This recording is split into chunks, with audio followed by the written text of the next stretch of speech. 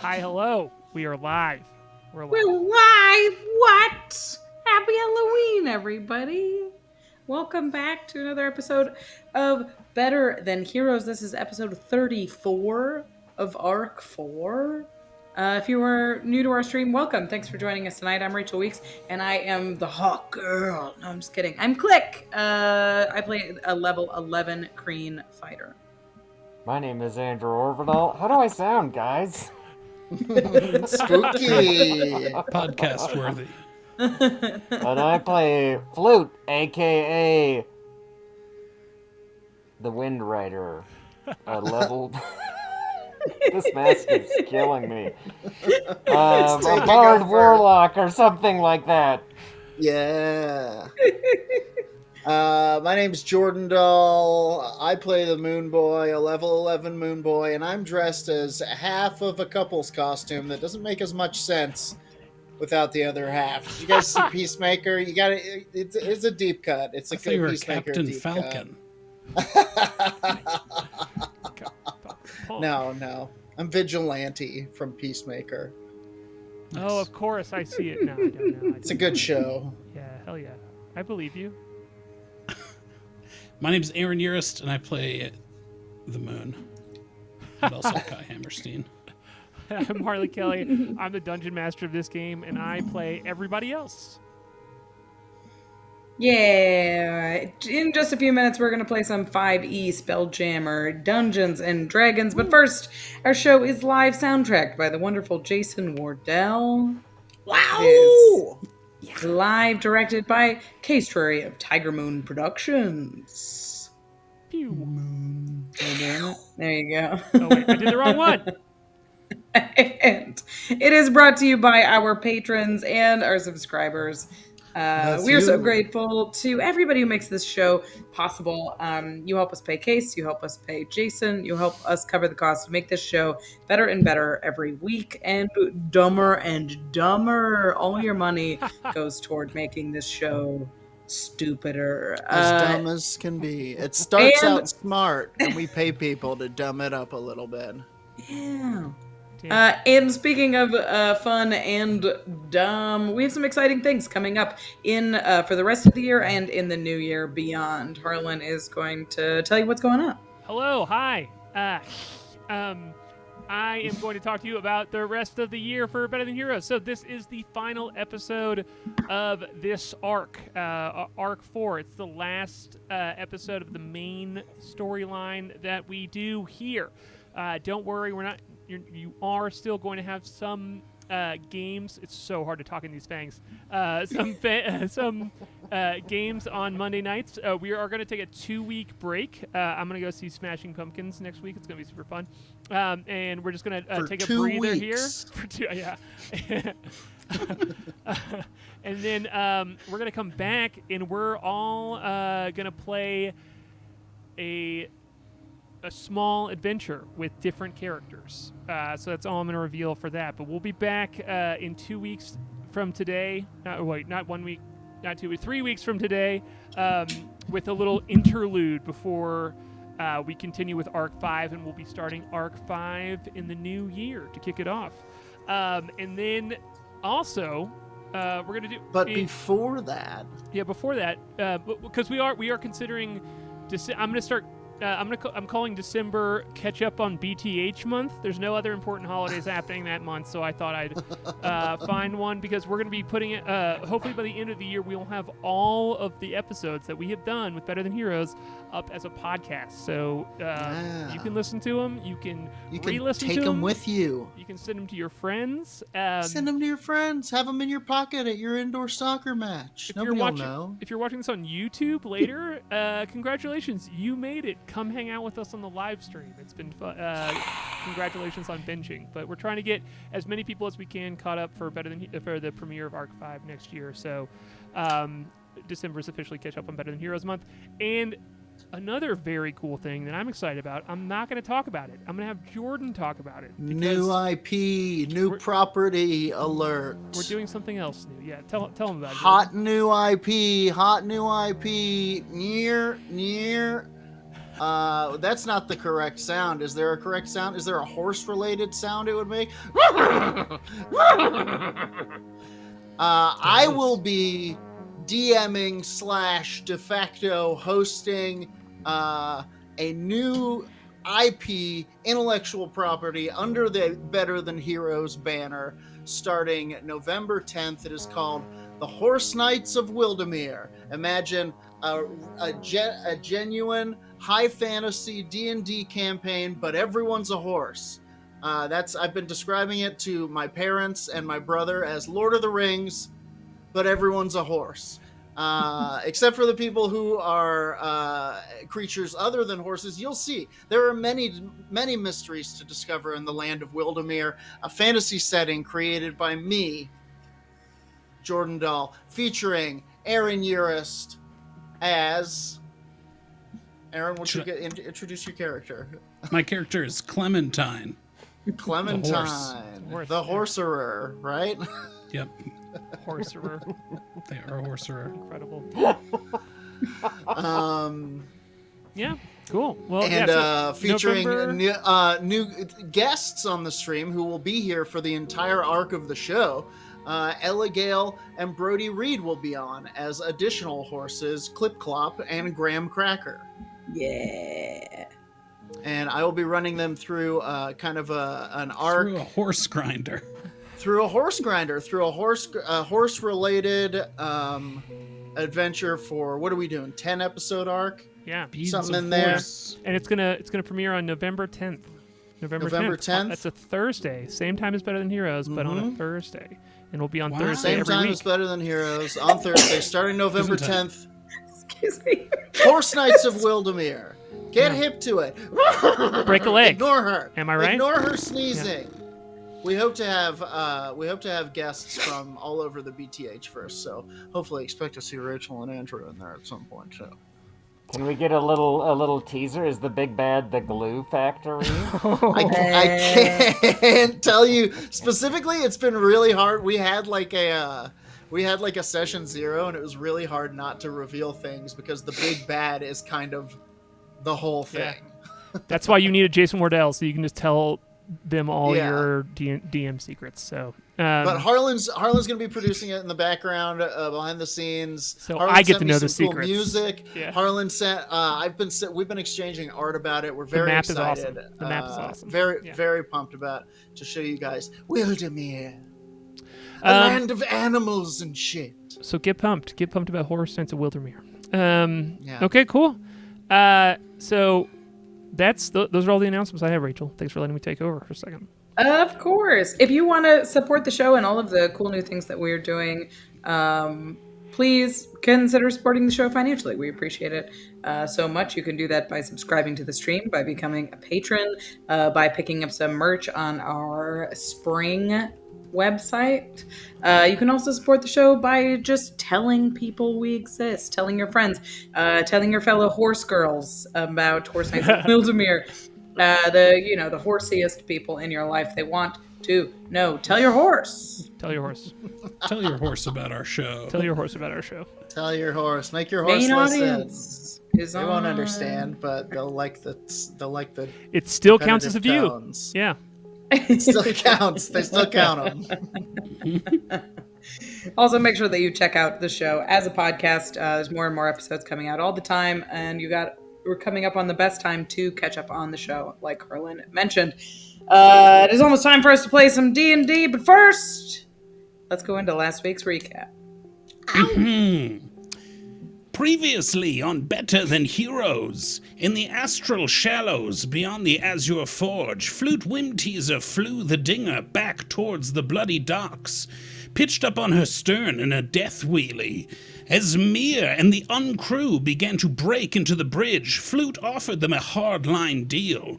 Leave the crew and their ship now, or he would ram the dinger into the dockside crane and destroy the synapse-held Dingham Nidris, and all Mia's work would be for nothing. Mia coldly refused, so Flute punched the throttle, sending the dinger rocketing back towards the looming crane. Klik scooped up K.A.I and Moonboy from the dock in the Meridian tracked ship and positioned her vessel butt to butt with the Dinger, angling for a daring rescue. K.A.I and Moonboy rushed to the Dinger's bridge as more Mears emerged from below decks. K.A.I teleported between Flute and one of the final Mears, who continued to refuse Flute's pleas for reason and promises to destroy the helm. At the last moment, the Windrider angled the oncoming crane away from Dinghomnidris and towards Mir, but K.A.I was also caught in the crash and speared by the crane as it tore a cavernous hole in the Dinger's aft deck. Klik leapt through the hole and decapitated Mir. Also caught up in the carnage was the bosun goat's body, who now appeared to be beyond aid. As the dust settled, at least one of the battered crew was dead. And where is Cobble? Have we seen her? Where's Goliathan? Is there still a chance to save Goat? Is she really gone? Find out right now on Better Than Heroes.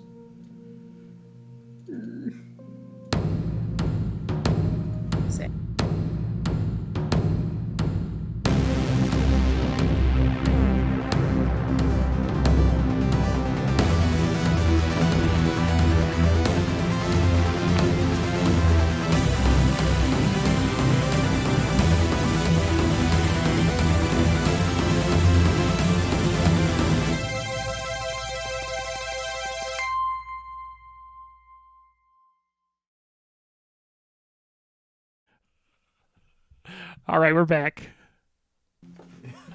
We're back. Oh, girl never cries. I believe. Birds don't have tear ducts. Tear ducks. All right. Okay.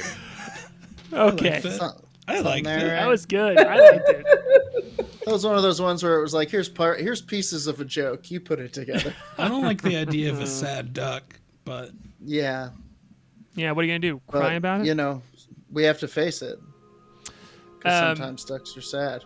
Okay. no. Stop being spooky. I have D&D to do. Spooky. So, we find the crew all on the Dinger. The quite beat up Dinger as well. There is the front part of a crane shoved into it. But you all are scattered about. And in the initiative order, it is Klik's turn. As you are standing in front of the huge hole that has been ripped in the back of the Dinger, and there's just like debris flying around everywhere, kind of like sliding in and out. There's chaos. You can see the huge glow of Dinghomnidris as Flute is still connected to the helm. His eyes are glowing, kind of in tandem with Dinghomnidris's as well. You can see Goat's just like crumpled body of your huge Goliath friend. Actually, I don't know if you can, but it doesn't matter. And the relic is down as well. Goliathan is unconscious. And you can see, well, let's just say you can see the body because the crane has ripped through the wall into Goliathan's room as well. So there's now no door separating you all as the crane has just like plunged into this ship. And you can see a mirror face to face with a very beat up K.A.I as well. And there's a mirror at the very far back, or I guess it would be the front of the ship as well, which is up because the ship is vertical. So this is kind of like you're not looking into the ship, you're looking up the ship almost as you've climbed in here. And you hear before your turn Klik, as you're trying to figure out like which mirror you're going to be able to attack. One of them has dive bombed K.A.I earlier, but you hear in your head Mir's voice say, "Klik, this could all be over. I am a businessman, and so I will negotiate. All I want is Dinghomnidris." And he, you can see the one at the very top of the stairs, when you're looking at the ship, is like making eye contact with you, and it seems this telepathic message seems to be coming from him. And he says at you, Gesundheit. if you try to fight your way out, and you can see him look at Goat and look at Goliathan and Relic. He's like, not all of your friends are going to make it, but if you leave Dingham-Nidris here, you will all make it out alive, I promise. And that's it. That's all he has to say, kind of as like all of this debris is just like flying everywhere as the ship has crashed, and there's just like barrels kind of like rolling out and falling down and smashing. There's just a chaotic scene around you. What are you doing? Can Klik see that Goat's dead? I don't. You can roll a medicine check here or a perception check, either one, just to see what you. I mean, that definitely just helps make the decision for her at this point. Oh boy, not good. It's a 7 on perception. It's you can tell she's unconscious, and she's like definitely bleeding, and like one of her arms is like smashed. So it like you don't know. Yeah, you don't know.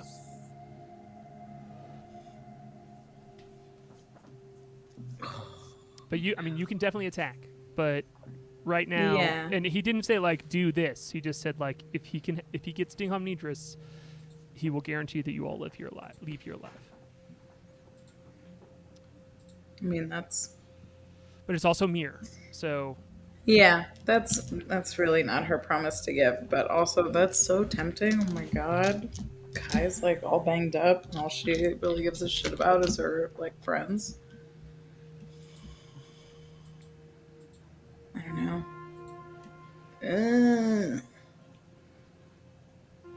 It's... You're just kind of like standing No, there. It's nah, like more pieces of wood just like fall down, and you can see like Goliathan's body and Relic's body are both just like hanging on top of like broken boards from the crane that is bursted in and like right next to Flute. Klik will hiss back telepathically and say, if you think this is this, and she'll gesture to her friends around her on the ground, if you think this is the price of doing business, then you're no businessman that I want to do business with. The business. I'm calling it OSHA. But like, she's like, you're no businessman. Sure. You're a murderer.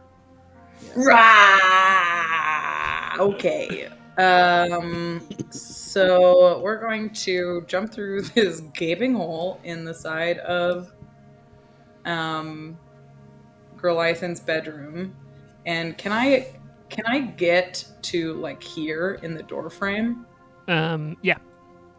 I guess here is also adjacent. You're to climbing him. up, but because you're Yeah. Klik, you can. Yeah, no problem. Okay. Mhm. Yeah. As K.A.I, you just see Klik like crawl up next to you. Is he prone? Because he just fell. No. Okay. Because he's flying. You just got slammed. he's He just got slammed by this mirror, but that's it. Okay, I will hit him with my Gitka. Go for it. Okay, rolling dice on this, you have to like look so far down. So That's what 21 it's like to be a hit. hawk, Rachel. Yeah, birds, man, really notoriously terrible vision on hawks. 21 to hit. 21 does hit, absolutely, as this mirror has just like smashed his whole huge body into K.A.I, and it's just almost draped over him, but has pulled himself back up, holding onto the wall, and you just stab into him with your Gifka. Much damage you 8 do? slashing on the first one. Second hit will hit as well, and that's an additional 14, so 22 total. Holy shit, let's go. Okay, cool. Yeah, so you just do a huge like slash into his side, and he just like with this like blue blood coming out of his mouth is just like laughing. And yeah, you want to take another hit? Yeah. Until he dies. That one's gonna miss. It's 10 to hit. Cool. Yeah. Or you 11 to hit. You have to be very careful as like you're at an odd angle and like holding on and swinging, and he's draped across K.A.I as well, and so you're not able to hit him on this one, but. 22 on the second one, and that's another 8 damage. Cool. And you said 10, not 11 on the last hit, right? It was 11. Oh, okay. 11 does hit then. Never mind. Oh. Yeah. they're draped in cloth. Yeah. Okay. So that's a 12. So 20 total on the second turn. Cool. Yeah. Second attack. He's still up, but is now in just like you just see this bright blue blood just like drip all around the sides of K.A.I as you're just like smashing into him, and he's clearly wounded but laughing the whole time. And he looks at you like like blood coming out of his eye, and he just like blubbers at you and goes, "I'm a businessman, Klik." You're a shitty businessman. That'll hit. 10 damage. That'll do it exactly.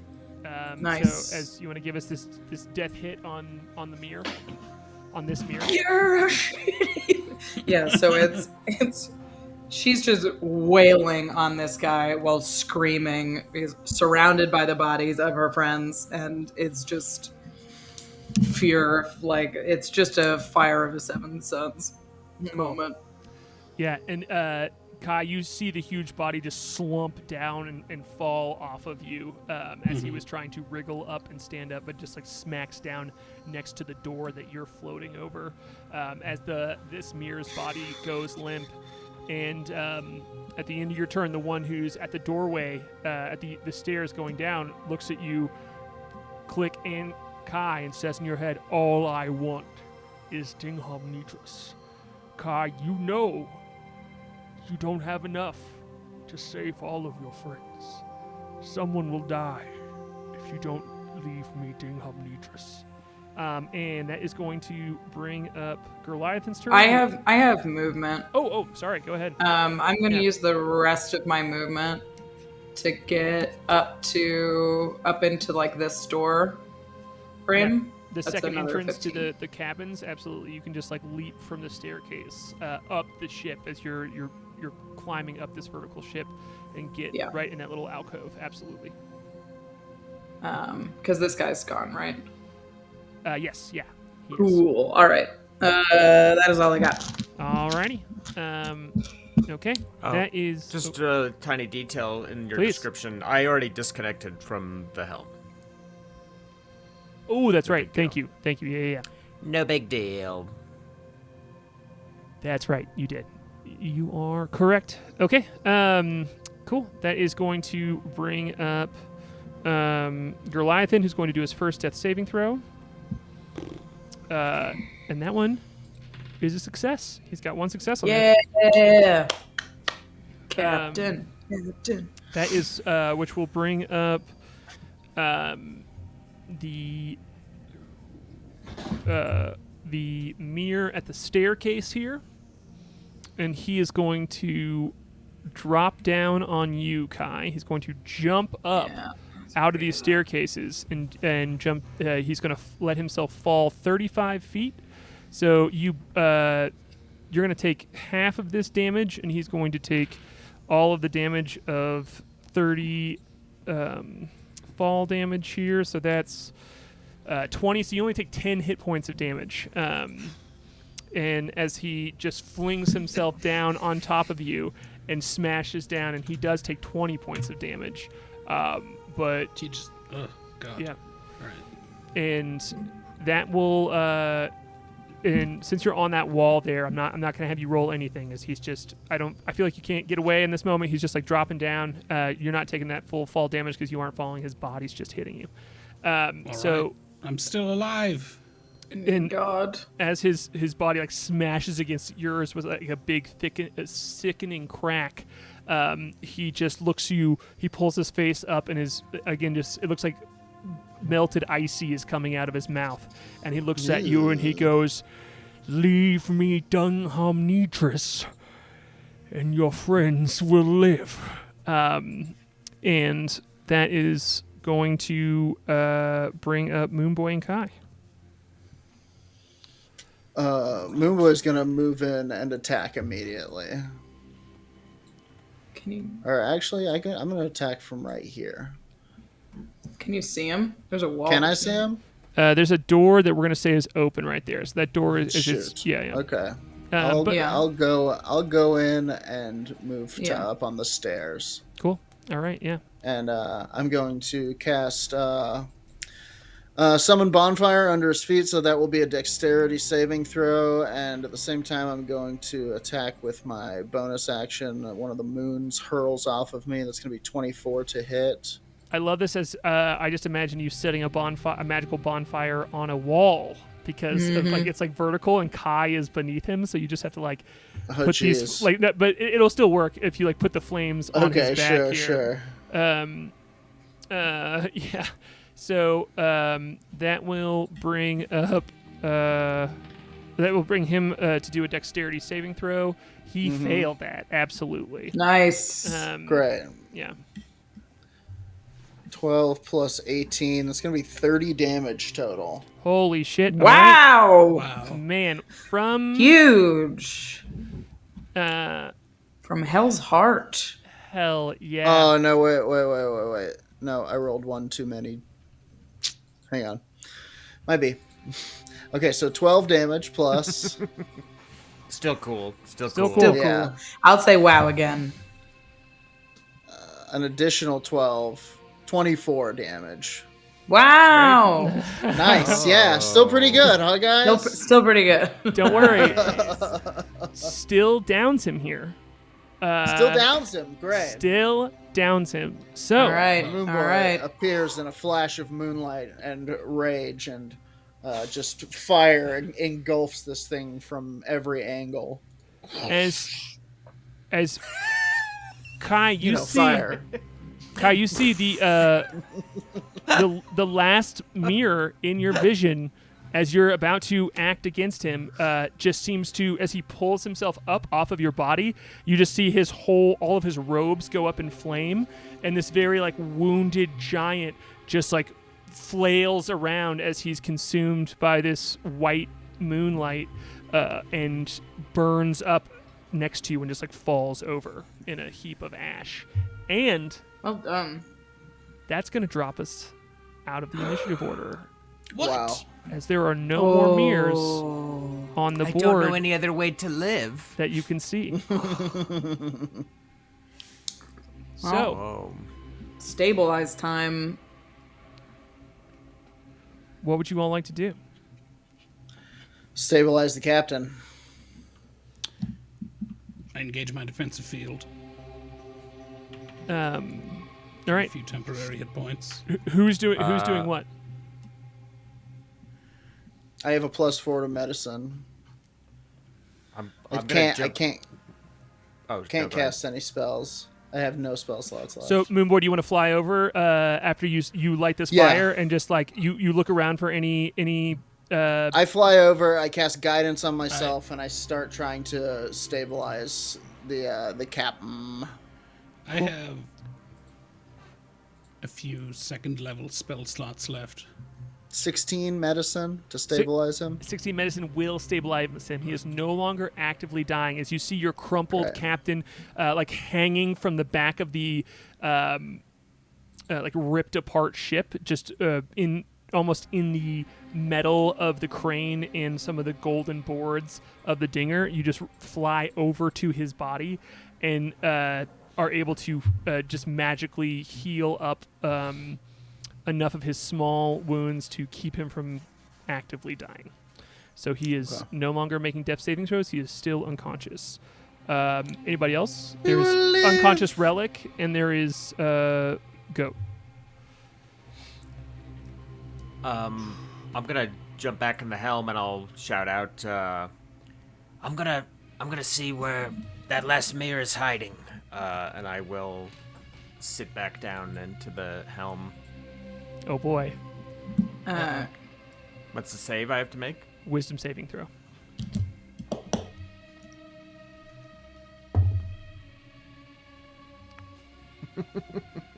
Is that every time you connect with Dinkamidris, you have to make a wisdom saving throw?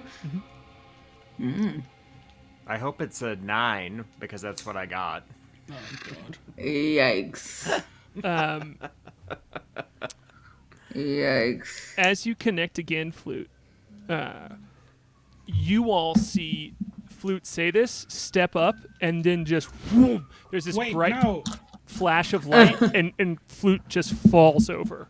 And Dinkamidris looks down and goes, "Oh no," and like grins really wide and is looking down at you. And we'll get to what happens there in just a second. But Damn it. who's doing what? I don't know. I wasn't there for that. Yeah. Yeah, I I would can't say see you it. specifically don't see it. Yeah. My plan. I can't see it where I am. I didn't see that happen.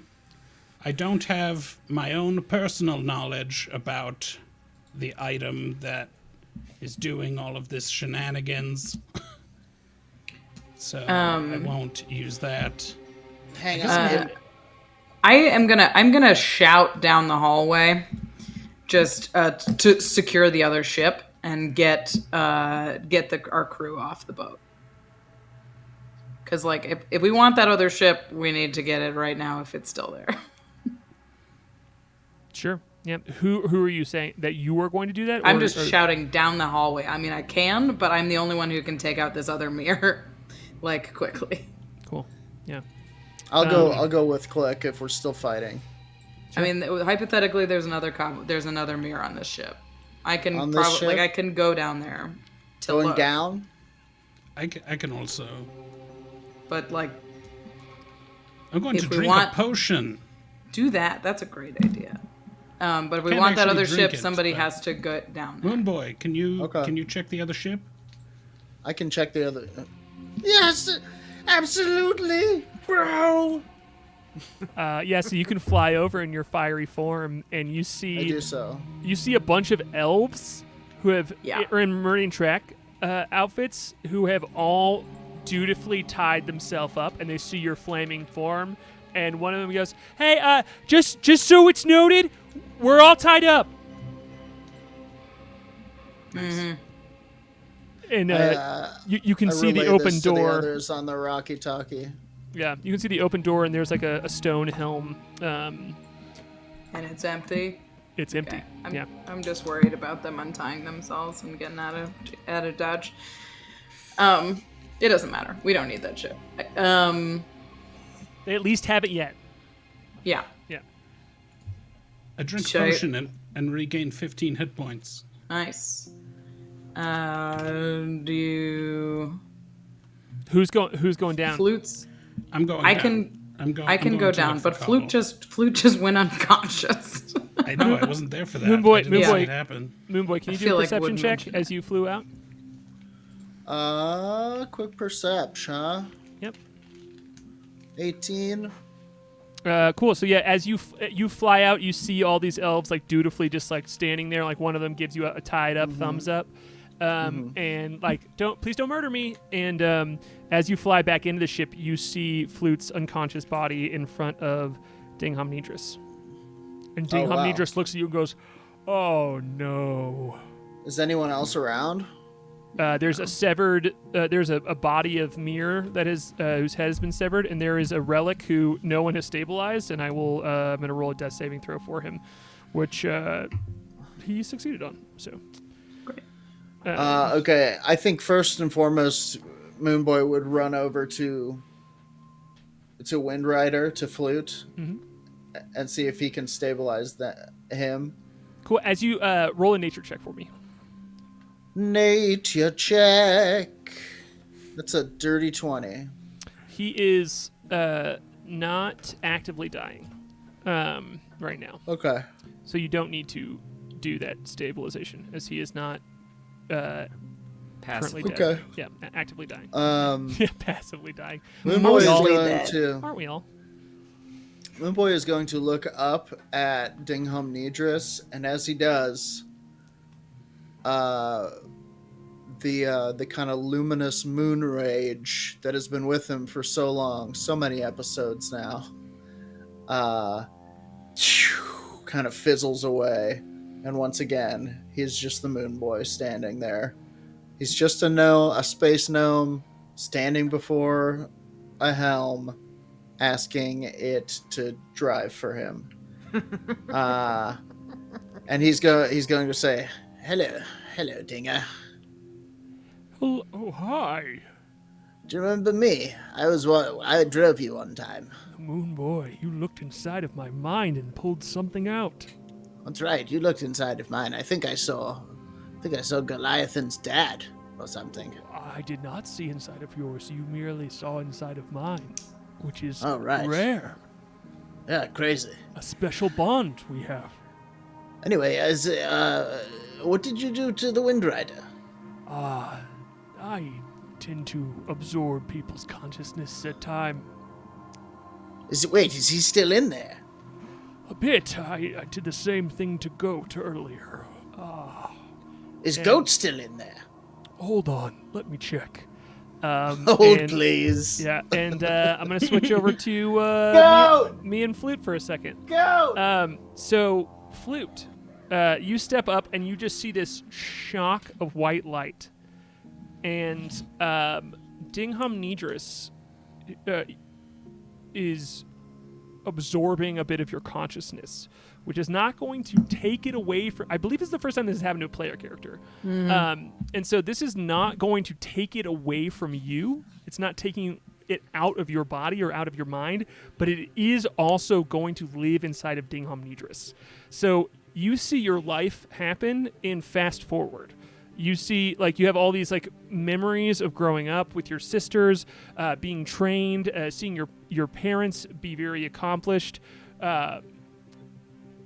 musicians, and seeing your sisters succeed, you kind of, having this rebellious phase, and then going out, training in your different ways, becoming an adventurer. You see the ship crash that, brought you and connected you with the rider, and joining the crew. You watch the whole stream happen in real time, and but I would love to know if, as Dingham Nidris is looking to think and feel everything that you have thought and felt in your life, and if there's anything that you think would be a notable stop for Dingham Nidris to see, you're welcome to give us that scene. But from now on forever, Dingham Nidris knows absolutely everything about you from this point that you've experienced in your life so far. And if there's any pivotal scene that you would like to share, maybe that Dingham Nidris, that Flute's consciousness would stop on, that Dingham Nidris would stop and be like, oh, whoa, what is this? You can share it with us. If you want to take a second, you can think about it too. But I would love to know what Dingham Nidris kind of plucks out as the first card drawn out of the deck, as it's just zooming through your life. Does it have to be a scene that has happened in game, or any scene? No, any moment in your life, in Flute's life, that you feel like would be important, or that Dingham Nidris would find any interest in. And Dingham Nidris is specifically interested in important moments in your life. Wow, I think it is back when Flute was at Bardic College, and he had already got his Bardic degree, and then he wanted to get a degree in swords, so he went to the College of Swords there at the Bardic College, and there was a fencing team for the prospective students that he tried out for, and he was the only one not chosen, as all of the other students were chosen to be on the fencing team, and he was not. And he stormed out. He kind of threw a little fit and stormed out and slammed one of these great, very tall, 20-foot tall doors that were adorned with this very fancy kind of glass pattern, and it kind of cracked one of them, and he left. And it was like the moment when he wanted to be like a kind of a swashbuckler, kind of someone like an adventurer in this like tempestuous moment of kind of throwing a fit at his like lack of skill. What is the name of a teacher that Flute respects there? The teacher of the fencing team, or any teacher? Any teacher that you feel like Flute respects. Oh, okay. There was a sword master there named Vintessa who he did eventually study under and learned some sword moves. Vintessa? Yeah. Okay, well, I'm going to take you there for a moment. We're going to go to that, like, Flute smashing the door. And you see, as soon as you smash it, like, you see it, and it's, like, surprising to you. You didn't mean to break it, but you broke it.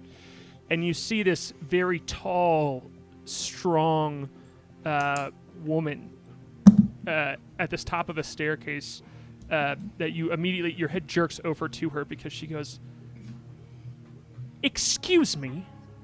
Did you just break that door?" I didn't mean to. I just shut it harder than I intended to. Oh, well, and she jumps up on the railing of this staircase and slides down it. And when she lands at the bottom, her sword is out, and you didn't even see her draw it, and it's at your chin. And she goes, "You're going to pay for this door."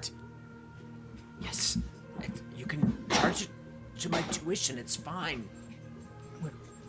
Good. She says, "What's your name?" Flute Whimteaser? "Oh, of the Whimteasers. I know your parents and your older sister. They would be very disappointed in you. They're both so on top of everything, and they don't go around breaking doors." And I'd love you to roll an insight check real quick.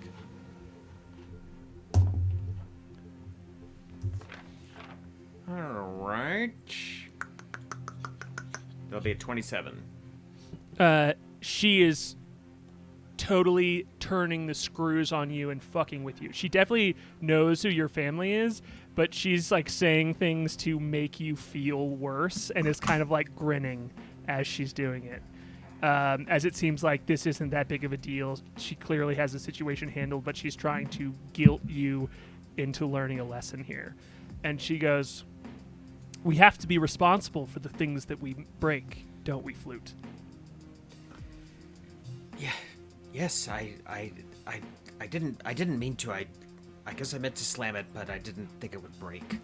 Well, she looks at you and she says, "Well, you immediately owned up to your mistakes, which is good. I liked your sister a lot. She was an inspiring student to have in my classroom, so she didn't much care for," and she flips her sword around and like throws it up, and it just like falls in the sheath that's attached to her hip. Wow. And she goes, "Sword work," but she was very studious, even though she was very bad at sword fighting. Awful. Just, it was embarrassing to watch her. Like, it made you feel uncomfortable watching her wiggle a sword around. But she did not quit. She kept going, and she got through my class. I wouldn't say I would recommend her do it more, but she definitely got better. And that's all we can ask for, right? Is to get better when we break things. Yes, that's what I want. Also. Okay, well, practice closing doors, and maybe you can get into one of my classes," she says.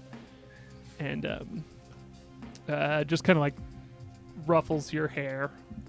And she goes, "Also, an eye patch might help you with your sword work. It lets you practice. An eye patch?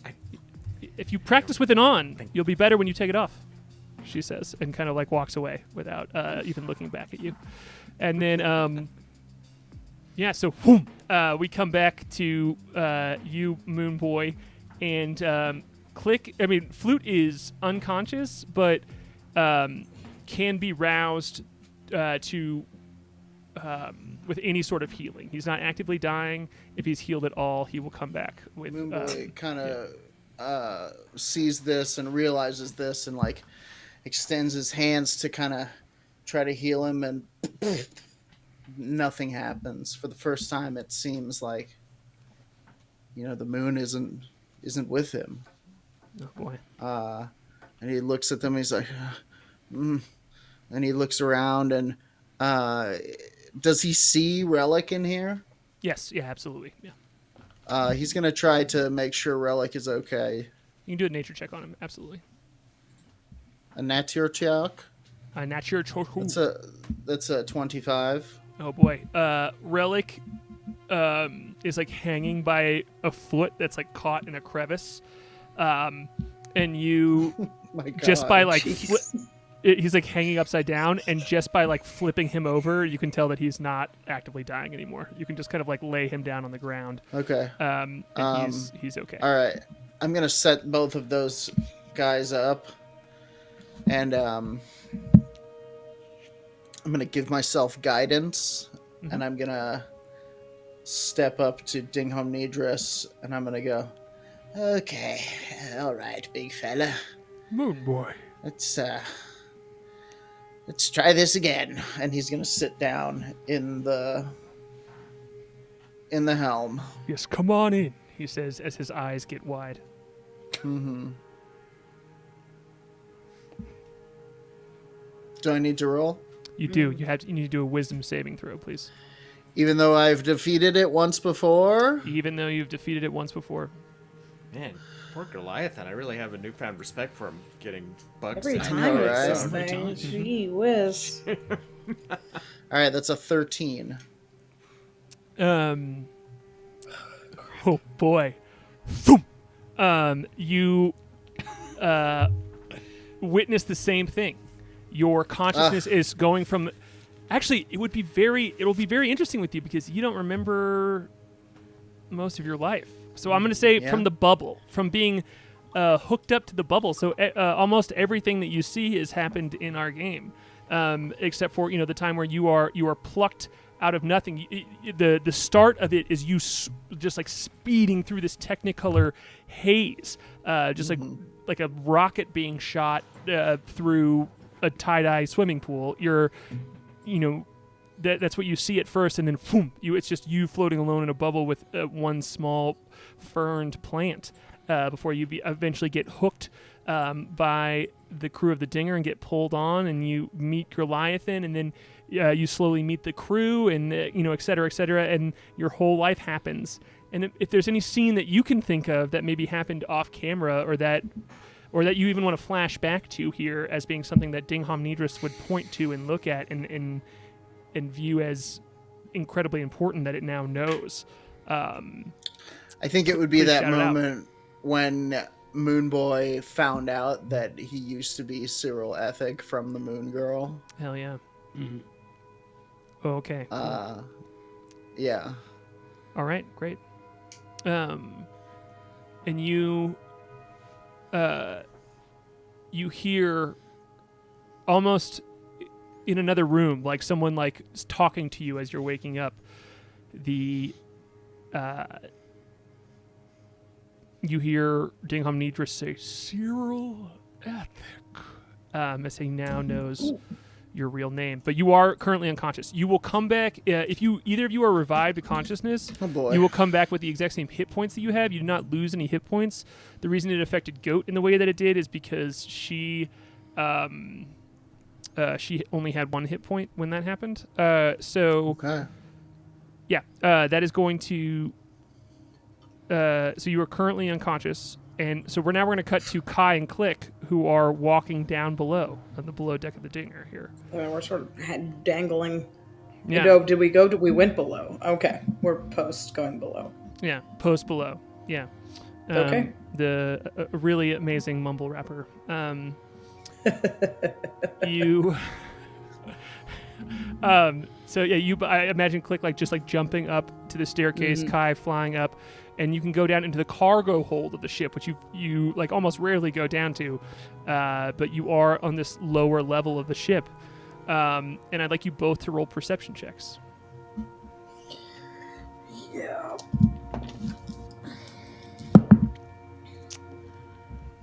4. 4 to 12. All right. Aaron Urist just got 4 on something. That's incredible. Wow. Yeah, that was the weird. veil is thin. Okay. That's not an important one either, I'm sure. Down here there's a bunch of crates. It's storage. There's extras. There's like torn up bits of sail from before when you have had to use the extra sails and take the torn up ones and put them down here and store them. There's a lot of just like dried foods and things like that down here. Bits of spare lumber for fixing the ship, bits of broken apart pieces of the ship that have stored down here, and you just hear like skittering and running, and you can see some. It's all just been jumbled and it is piled at the bottom of this cargo hold because the ship has been flipped upside down. So there's almost nothing around you as you crawl up these stairs. And as you look down, you can see something like skittering around a little bit, almost like moving in the crumpled crates and fabric that is piled at the bottom of this below deck part of the ship. And I will say you can see one specific point for sure where there is movement. Klik, and it's 30 feet away from you. Klik and K.A.I, what would you like to do? I don't see shit. Is there a rope? No, or I will something? say you do. You see this one point, and I'm gonna call it 45 feet away from you now that I measured it. You want to call out to Cobble. Cobble? But you can hear my voice is all broken. I'm gonna reach out telepathically and see if I can contact Cobble telepathically. Are you? Can you? No, I'm not. Oh, I'm sorry. I'm not within 30 feet. I'm at 45 feet out. Yeah. So Sorry. you do have a rope. So if you want to lower yourself down, you can. Yeah. If absolutely. I would love to. I would like to try to catch Cobble in a rope. Is what I would like to try to do. Lasso. You're I lassoing. would like. I mean, I could. I don't. I think it's more of a drop down and try and grab her. Okay. Moment. So here's my question. You are at the top of this vertical ship and you have a rope. Yeah. Do you want to rappel down slowly, or are you jumping down, taking your rope, and then trying to like lasso anything that you find, How far or is something it in to the between? ground? 45 feet. I mean, 45 feet. I mean, there are other options in between there, but I want the scene of like you were peering around the stairs here, the top of the stairs. You're looking around, you see all this debris, and there's clearly a struggling spot. There's like a spot where like something is moving around. This isn't a careful climb. She takes a rope and tries to do like a double jump down.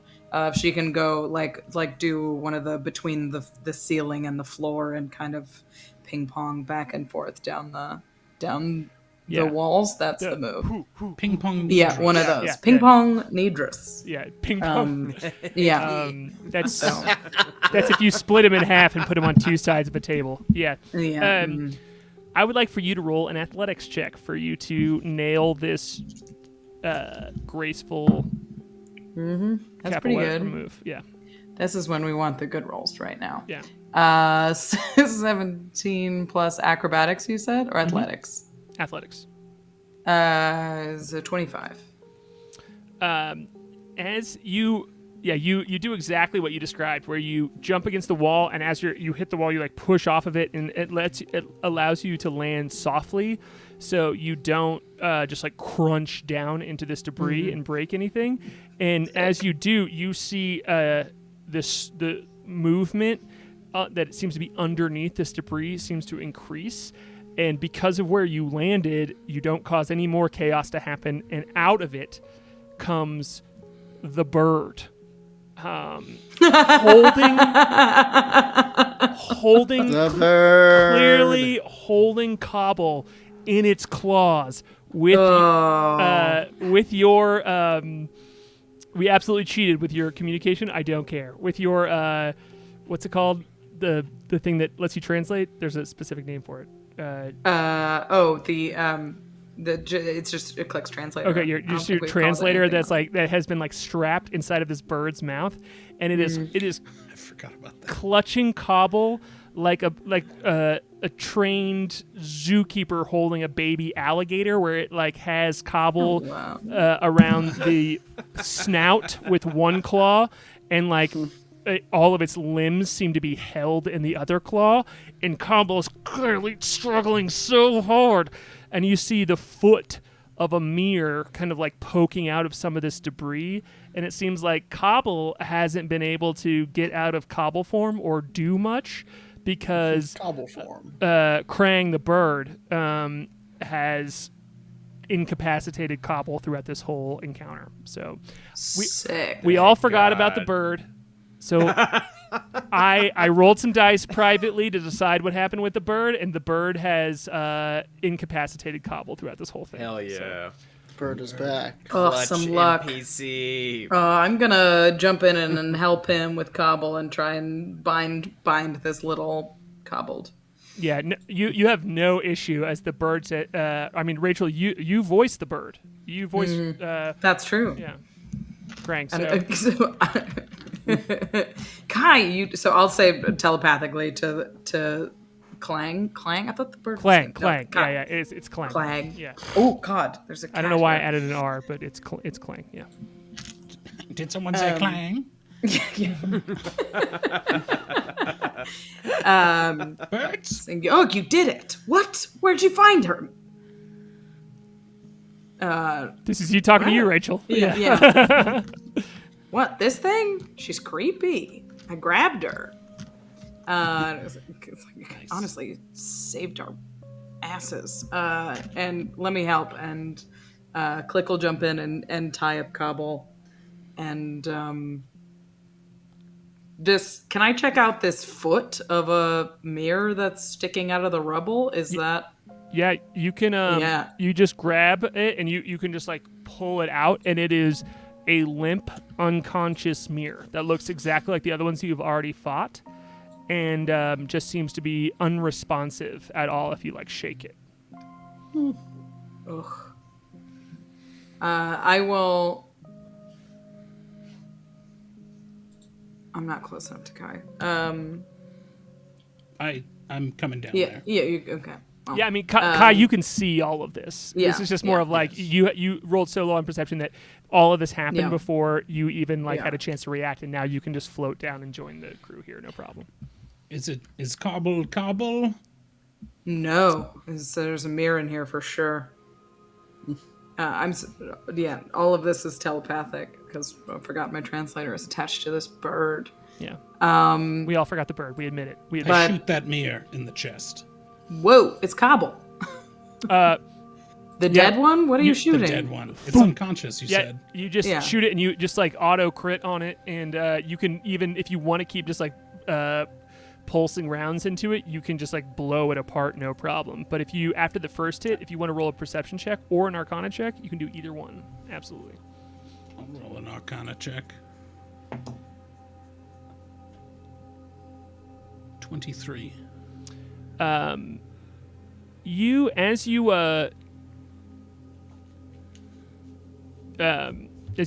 shoot that first shot into the unconscious mirror, there's no flinch from the Cobble, and there's no flinch from the mirror, but it definitely does damage to it and like hurts the mirror, and neither party reacts. And since you got a 23, I will say there's just this tiny little glimmer at the edge of your eye of something magical in Cobble's pocket, which we've established that you're K.A.I. You are this arcane being. So there's just this little hyper awareness that you have, and with that high of a roll too, you can just get this like little. It's like a glow stick being in someone's pocket. That you just like see the glow of glow stick. Are you happy to see me? Yeah, I heard it. I heard it in my mind as soon as somebody had to say it. Yeah. Somebody had to. Thank God it was you. And it was Hawk Girl. And yeah, Hawk Girl loves dick jokes. That's canon. That's She canon. loves them. K.A.I, what do you? That's what she said. What are you doing? I'm going to point at it and ask Cobble, what is this? Cobble says, what? Because Clang is holding her snout shut. Don't let her use her snout, I mean, that's a bad idea. please.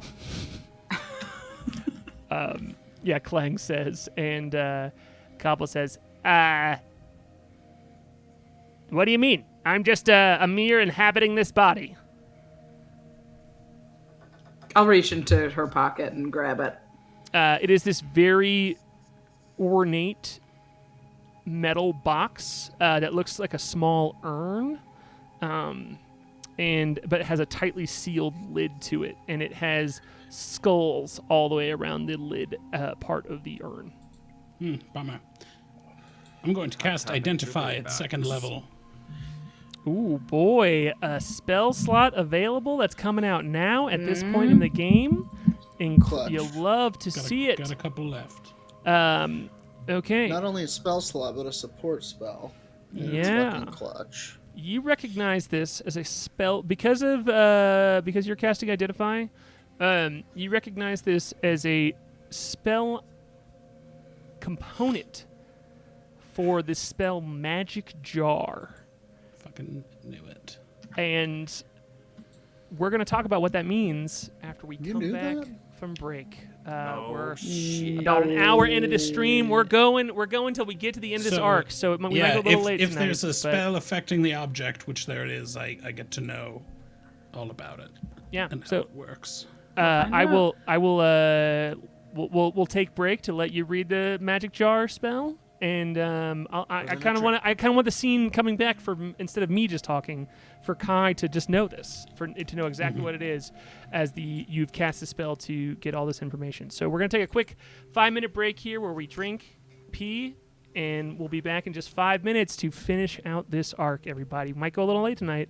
We'll find out. We'll see you on the other side. Stay up. It's Halloween. You're allowed. It's legal. Yeah. I'm gonna get some Howling! candy. That sugar, baby. I got some candy, kids. Oh, Yes. jealous.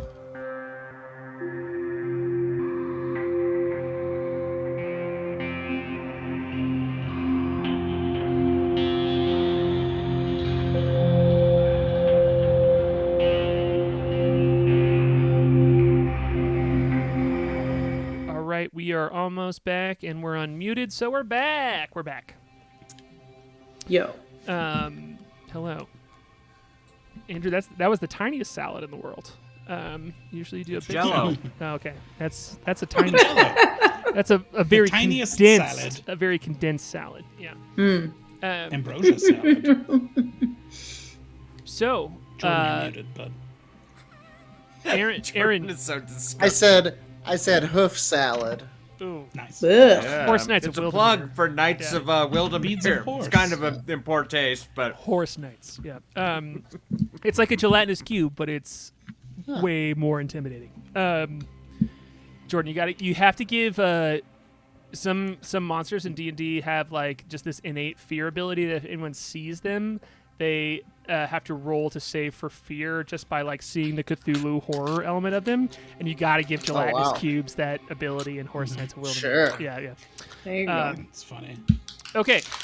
So, Aaron, Instead of saying in its stomach indefinitely, it stays in your stomach forever. do you want to talk about like K.A.I finding this What jar you found? and like your Yes. understanding of it now as you are in the wreckage of the hull of your ship, and you pull out this jar and you cast a spell and just all of the math connects, all the magical math connects here. Yes. I cast Identify and I realized that this is a jar that Mir was putting his soul in. And it probably currently contains Cobble's soul because it lets them possess people and switch the souls all around. So I'm going to make sure the Mir in front of me, the body is dead by shooting it in the head. Yeah, sure. So yeah, there's just Which I this did moment before. too. I don't know how much of this you tell to Klik, but you just But like yeah, I was gonna. If you pull up your thing, your blaster, I'm gonna say wait, and I'm gonna try to check this mirror for a potion. Didn't Okay. we say before that the mirrors have potions on them? oh yeah, That's a good idea. yeah. You know what? I'm not even gonna make you roll. Actually, no. He got jumbled around a lot. Roll an investigation Yeah. check. Okay. Okay. It's not great, but investigation is 15. That's exactly the DC to find it. It fell Okay. it fell out of his pocket, but somehow like got tucked up in like the sleeve of his robes. You know, he kind of like clearly his body like fell and it like fell out of his pocket and went up into the sleeve of his robe, and you find it up in there, a potion of greater healing that you now Ugh, have. thank God. Very All nice. right. Yeah. Tricky bastard. And then I'm going to crush this jar. Oh yeah, blast. Yeah, that- Well, I- no, In my blast hand. the guy. I only bring it up to say I don't know how much you explain, but there's definitely like you see K.A.I cast the spell, and there's just like an understanding, and you just like we're good, we're clear, and you just like crunch the body of this dude to be like you're not going back in there. Yeah, absolutely. And so you know that the body is deeply incapacitated, almost like Andrew's Jello, and so now what would you like to do, Kai? I'm going to crush this magic jar. As you break this very expensive ornate jar in front of you, you just see this blue puff of smoke come out, and Mir's face forms in it, and you just see a. Where are you going to go now, you piece of shit? And it bounces around, and I think it does get a chance, right? Oh, I don't know. you're going to try to possess me. I forgot about that option. It absolutely is going to try to. I hope we TPK from sitting in the chair too much. Yeah, that would be good. What if we all just, what if we're all just dead? Does it get a Dingham chance Needers to? is alone at the end. It was just like, It's a If Halloween. the host body dies, It says that if it gets destroyed, and I don't think there's a vessel for him to switch. if it gets destroyed and his body is dead, he dies. Okay, I cool. don't think he gets a chance to no possess problem. me. Yeah. I think you're Oh, right. thank God. I He think could you're have right. maybe he could have maybe preemptively tried, which he might have done. Yeah, I don't think he can just jump around. That you can't move. He actually takes pictures of the. No, because I think that is like the casting of the spell. I don't think you just get to boop around. I'm not going to read it all, but I'm pretty sure I remember that like, unless you read it differently, I'm pretty sure that like when you cast a spell, you get a chance, and you can't just like boop boop boop around. You can either go back into your body or not. You can, but I don't think he did. He Sure. would have had to have already done it. Cool. All right. Well, fuck him. He doesn't hear. I think like as he's in this panic state of not sure, he doesn't know what's happening above. He just kind of there's just this like oh shit as the jar gets crushed in front of him, and all yep. yeah, and all Yep. the other Mias on this ship are dead. So I'm going to pull out that other jar that I found earlier, realizing now that probably could have ended this all quite a while ago, which feels pretty bad. And I'm going to destroy that one too. Cool. When you crush it, it just like this has kind of already been resolved, but like when you crush it, there's just like no chance as you see this blue puff of smoke, which you know is Mir's soul, which it seems like he has a lot of them, which is fucked up and maybe a thing you'll have to deal with later. But for right now, these souls at least have been totally dispersed into nothingness, and there are no more Mirs around after destroying this magic jar. Okay. I'm going to... Okay. Kai, we need all sauce. We need anything that you have in the kitchen that could possibly heal people right now. If there's anything we can find in this wreckage right now, Yeah. we need, because we don't have spell slots and we have so many passed out people. I'm going to I will reach into the bag and pull out a potion of regular healing and 2 potions of greater healing and give them to Klik. All right. I'm gonna jump out of here, back up to the stairwell, and try and get back down to Dingamidras. I'm gonna put my hand on Cobble's shoulder and say, "Are you all right?" She looks at you and still like tied up and gripped by the bird. She just puts her forehead against your forehead, Kai, and she looks you right in the eyes at a very close level where neither of you can focus. Well, maybe you can focus, but she can't focus. And the bird like jerks and is like thinks that maybe she's attacking you, but it's clear that she's not. And she says, "Be straight with me, Kai. Did I die?" I smile. Not yet. Oh, boy. Not exactly. You see her go slacking the rope, and she goes, "I missed you, buddy." I missed you too. I'm sorry. I'm so sorry. She goes, "It's okay. I am hungry, though." I'm sure. We'll have something for you soon. Great. And the bird, like, nips at her, and she's like, "Oh, God damn it. Get That's all right. Krang, you can let her go. Yeah. And Klang will, like, undo the ropes, like Klang, untie not her. Krang. Yeah. And that's my fault. And Good job. Thank you, Klang. she shakes like a wet dog, and she's like, I just feel like, you know, when someone else, like, wears your clothes and then it doesn't quite smell like you? I just feel like that all over my body. Yeah. Mia's a real piece of work. I couldn't let Olophanticulus out of the mirror. We couldn't risk him Who? joining Mia. Who? Olophanticulus. I don't know who that is. Oh, I was talking to Klang. Oh. This is between me and a bird. This is between me and the bird, who is my brother. Yeah.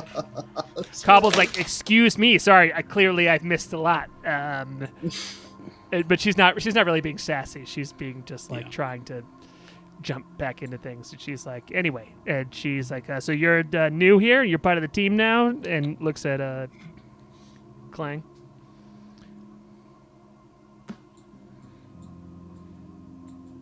Oh, Okay, it's cool. me. Nope. Yeah.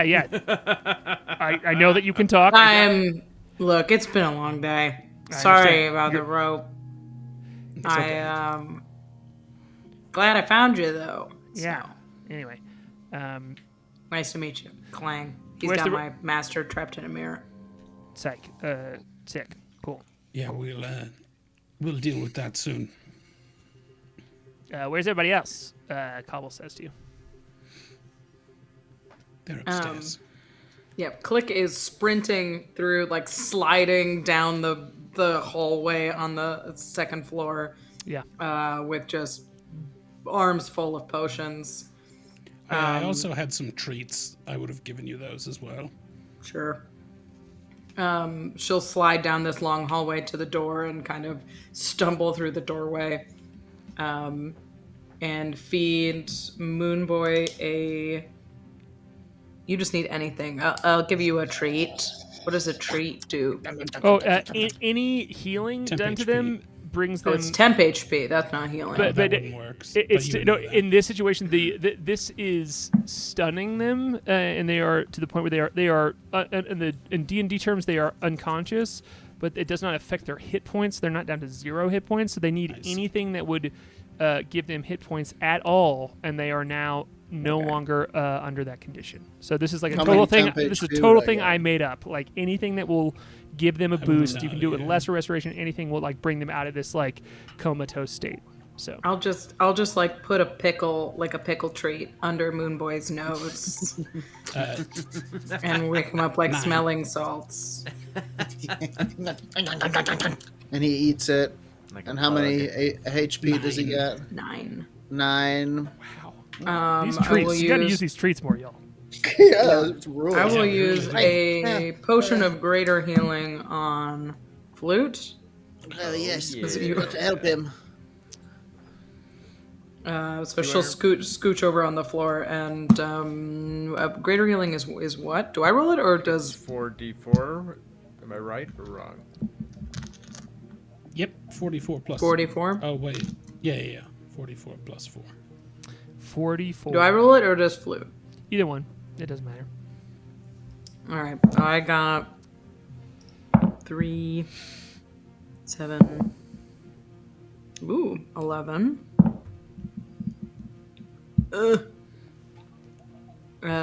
14 plus 4 is 18 HP. Oh, hell yeah. Holy shit, let's go. Temporary. I rolled really yeah. I rolled really well on the healing dice. So I was like, will you please roll? Great, yeah. So Flute, you come back to consciousness here, just at the stone foot of the helm. Yeah, with Klik like leaning over you. I think. What happened? I touched. Don't touch the chair for a second. All right, just easy. I think the ship's going to. clear. I'm gonna make my way back up to these guys as well. And then I would like to use healing potions on Relic and the captain. Yeah, absolutely. You can roll Just for that. the regular ones. We're just gonna burn through these because they're all passed out. Sure, yeah.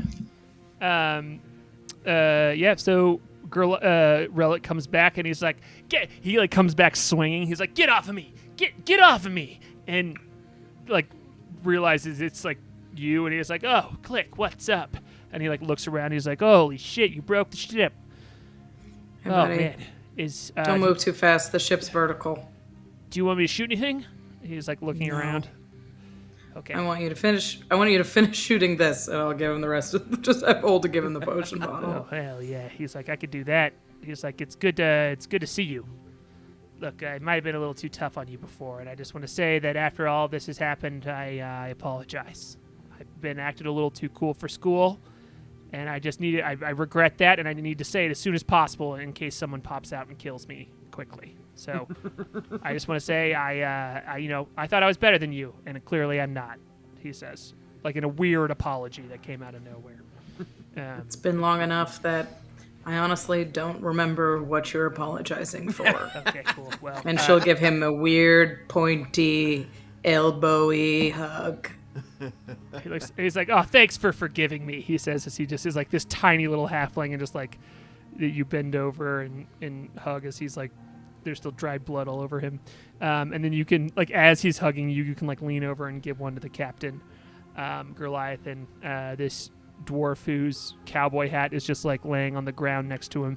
And as soon as you administer the potion for him, he starts coughing and, like, sits up. And the first thing he sees is his cowboy hat. He puts it back on immediately. And he's like, holy shit. The ship is vertical. Be careful. And he goes, I can tell. Do you mind writing her? We don't have good enough wisdom to fix it. He's like, Not a single one of us will Just pass leave it it. for now. we'll deal with it in a little bit. He looks at you, he's like, got really good wisdom. I just keep blowing it. I told Just you for the not. record. I told you not to touch Dingham Nidris. Yeah, well, you guys were Past that. mirrors. Yeah, we were fully trying to save the day. Yeah, But you were busy trying to kill us, Captain. No, This is no. the first time I've seen her, probably. Oh, I'm sorry. He was about to talk. Nothing? Goliathan looks at you all. He's like, that's because this, and he snaps his fingers, and there's like a small purple flame that comes out of his finger, and he's like, my ability to fly the helm is because Dingham Nidris and I have a bond, don't we, Ding? And Dingham Nidris goes, we do. I give him his magic, and so he doesn't Whoa. need. Your to helm fear me. block? No, that's Well, that's Sweet, a I nice guess. arrangement for That one rules. person. And Yeah. Goliathan, glad like, you didn't die then. yeah, I told you not to touch him. And, Yeah, and worked he, out fine before. Goliathan will, it like shakes his head and puts his cowboy hat back on, pulls out a cigar, and he says, damn, I missed y'all. He says, I'm glad to have you back. He's like, you kill all those missed you too, Captain. weird giant folks? I think so. We Drive. killed a lot of them. I'm gonna hurry over to Goat and Yeah, check Goat out, who I'm last I also- saw was stabilized. As you head over there, you would see me kneeling next to Goat.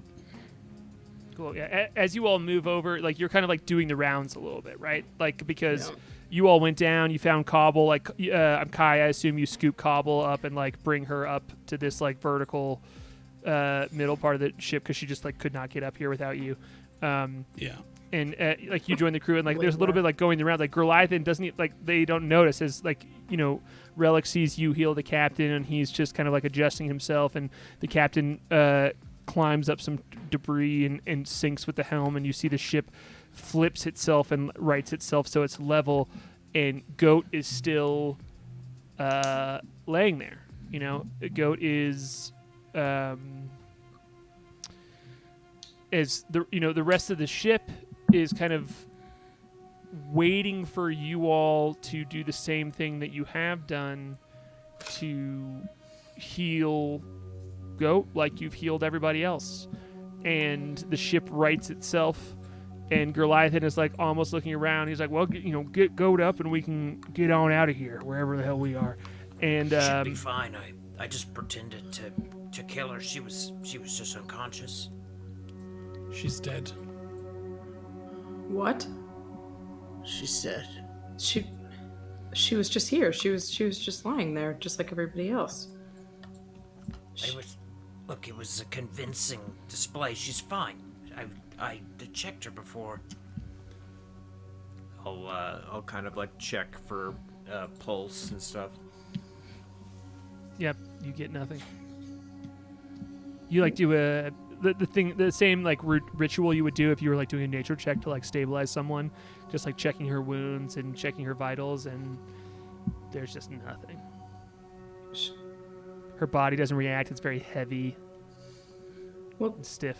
Well, check better. She's big. Like maybe you can't feel her pulse. Maybe it's on a different place on a Goliathan. Goliathan. She's dead, but we're going to bring her back. If I can get some rest, I think I can put together a spell that will bring her back. We're going to bring her back. Is there time? There's always time. Moonboy? Yes. All right. You look out the back. You look at the back of the ship, and there's just like all the dead bodies of the elves on the dock behind you, and like the severed mirrors. And there's still just like stillness. Nothing seems to be happening. And Goliathan and the crew are like realizing this. Like Cobble has come over and like shaked her, and Relic is like, no, I mean like, you guys have so much magical power. Do something. And Goliathan, with his eyes glowing, looks at y'all and goes, "What's the move? We're getting out of here. We've got to get her out of here. Just get her out. Get her body out of here. And once we get somewhere safe, and we can set up, a real bastion, a hideout. We could go back to the Cove of Bones, and I could try to raise her there. It might not be her like we're used to, but I mean, I'm not saying like she's gonna come back old Pet Cemetery or anything, but like. But you're telling me no matter what you're gonna do, we should get out of here now. Wait. I'm going to. Go ahead. I'm going to fly over to the docks. Yep.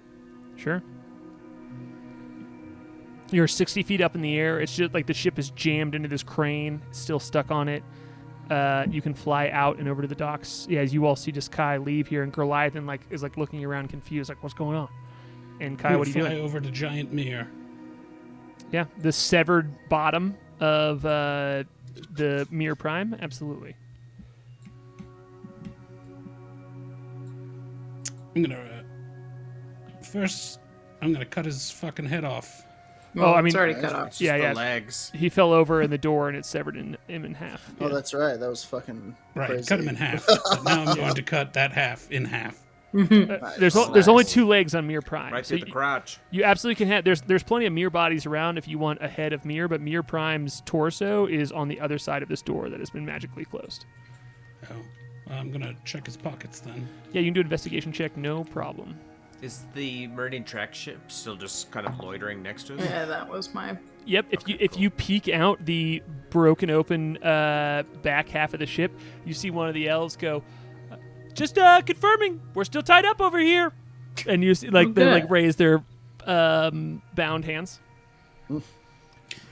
31. Oh boy. Good lord. Okay. You find the balloon of heroin up his butt. He's a businessman. Oh my gosh. Well, you find so Mir Prime had the most notable difference, besides him being much larger than any of the other mirrors. The most notable difference about his physical makeup was that he had this large robe on him that was glittery and seemed to have stars all over it. And so you can officially have the item Robe of Stars, Whoa. as you pull this dark blue and black robe that seems to almost have a universe inside of it. As you see the severed half of his body, clearly The skirt of stars now. Yeah, I bet. It's just perfectly sized. It's a little, for a yeah. person now. Well, a little bit Kilt of stars. Kilt of stars. Yeah, that's what I was thinking. actually, you know what? Let's just change it to that. Why would we not? Hang on. The Galactic Kilt. Galactic. There you go. But Kai, you notice it too, because if this was a normal piece of fabric too, it would have severed in half. Because it's a magical item, it can't just be cut in half, even by a magical door. So it's like clear that the rest of his body got cut in half, but this robe seems to have formed itself on this side of the door. So you can have that. Are you looking for anything else in particular? Anything important that he has on him anymore? I was looking for more soul jars. This one does not have a soul jar on him. He does have a contract with Ventress that the gist of it is what you know here. That is, he would deliver the full crew of the Dinger, and it has all of your names listed. And as a result, too, he would get the ship known as the Dinger and all of the helms inside, as well as safe passage out of realm space, which doesn't feel like he needs, but is still being provided to him. And you see a mention of a name that you rolled over 30, right? On the investigation check, yes. Yeah. 31. Then I'm just going to give you, you see a name that feels familiar to you, and I would love to have you roll a history check for me. Ooh.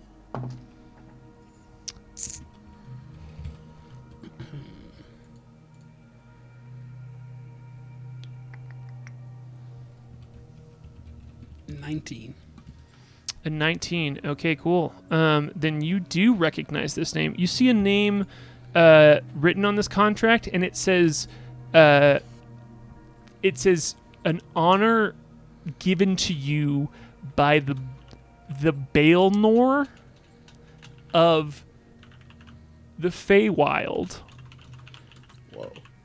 And you recognize this name because you have seen it written on the wall of Ventress's hideout that you went to on Grandchild, the Moon of Garden. And yeah, so you recognize it as a portrait that you saw there. And it is the same name on this contract as well. And it is Callidus, Callidus, the Baelnor of the Stars. Not the Baelnor of the Feywild. It's both. It seems to be listed. Both are listed as titles. Oh. Yeah, Callidus? and the same that Callidus, Callidus. You saw it on a portrait in Ventress's hideout on Grandchild, and you see it mentioned as an honor granted to mirror by Kalitus, the Baelnor of the stars, and it kind of like in the same way that you would list off like the king of the blah blah blah blah. It's Kalitus of the stars, the Baelnor of the stars, the Baelnor of the Feywild, and you see a few other just like minor honors. That's like a ship's name and things like that listed after it. Clearly an important person. I'm going to carry Goat's body to her cot, to her hammock in the bedroom. Yeah. As it takes a roll an athletics check just for or strength Sure check just for the will. fun of it. Can I help? Yep. Oh, that I would be 21. The muscle. Flute, roll your check too, just for the narrative moment of this. Oh, surprise, surprise from We're these feeling shitty buff dice. today. A nat 20. Oh, okay. So Oh. I wanted to do this too because like there has been tension throughout the whole. Like the last time you all were alone together, there was a moment of you all just being like kind of not talking to each other, as we're not sure if Klik has forgiven Flute for leaving, and in this kind of like silence around a dead crewmate, and there being some discussion of maybe bringing her back. There's like this false, or maybe like true hope, just like this in between state, this shock, and Klik, you start to scoop Goat up, and then like you're doing okay, but it's just this like ease of, you know, carrying a large heavy cooler, and then you're like, I know that I can make it over here, but someone else just like grabs the other handle, and you just like silently see Flute step in and help you carry the dead body of your friend over to the large hammock in the crew's quarters. She wanted to leave. She didn't want to fight. The last thing her body did was fight. And she wasn't even in it. I just want her to... I hope now she's peaceful. That's all she ever wanted.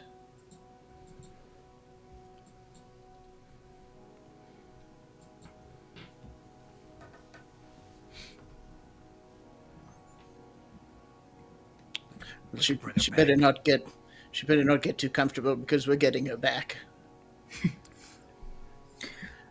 I hope you're right. She deserves another shot. I am right. You'll see. And Moonboy is gonna walk out and he's gonna go check on his plants. Oh, we need to pick up the guy, your guy, Malzor. the little guy, Malzor. We'll get to it in a We need second. to pick up that guy. So you open the door, and Moonboy, let's have you roll, just because this makes no sense, but I'm going to do it anyway. Let's have you roll a nature check. Okay. It's 27. Every plant here is doing perfectly. There's no issues with it. It's like it's very clear. You know how you can like set up plants that like get like slowly fed nutrients and things. It's very clear that Malzor, before he literally fell off the ship, like his part in the battle was making sure that everything in this room, and they're all tied down so well too that he has like small like ropes and like cradles around them, so that even when the ship got flipped over, that they're all still in a perfect spot. There's like soil skewed everywhere, but not enough to cause a problem for the roots of the plants. Hydro King Malzor. Where is he? He fell off, you said? He's at the front of the forge. Yeah, we left him outside. He's in a cave.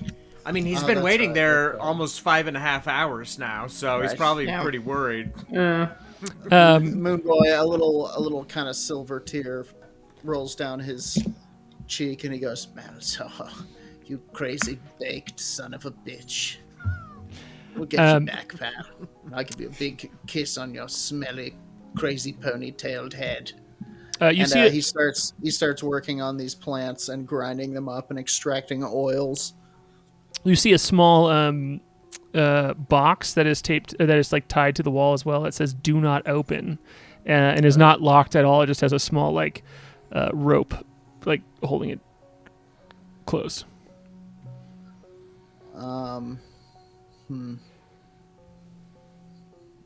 He's gonna take a closer look at it. Sure, roll a perception check.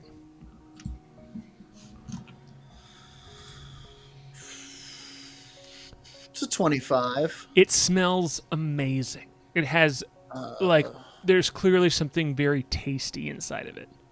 Something tasty. I suppose. I mean, it is in my garden. I suppose I could, probably don't touch it. Doesn't probably mean me, owner and proprietor. I'm gonna open it. Inside, there are baked goods that have like some sort of like pickled peppers inside of it. And it's with that high of a perception check too, you immediately know why this would be hidden, as Malzor knows that cooking is K.A.I.'s thing and doesn't want anyone to know that he's futzing around with it as well, but has seemed to stashed away some baked goods that he has made himself. Oh, they've got pickles in them? How many temporary hit points do they provide? Something that is Tell me that. Malzor. Malzor. Yeah, I would say Moonboy definitely Do doesn't you know have the if chef it's feet? Moonboy definitely doesn't know if he's hiding it because he's embarrassed or if he's like trying to stay out of the way of Kai's. Like he doesn't want to compete with. You're not sure. He just doesn't want to get yelled at for being in the kitchen. He doesn't want to. He just doesn't want to cross streams here. But did he wash his hands? Absolutely I'm not. going. Kai. I'm going to eat And them. wash off all the flavor? Roll a Constitution saving throw. Seriously, do it. Is it a magical effect? No. Oh, I rolled a natural 1. Yes.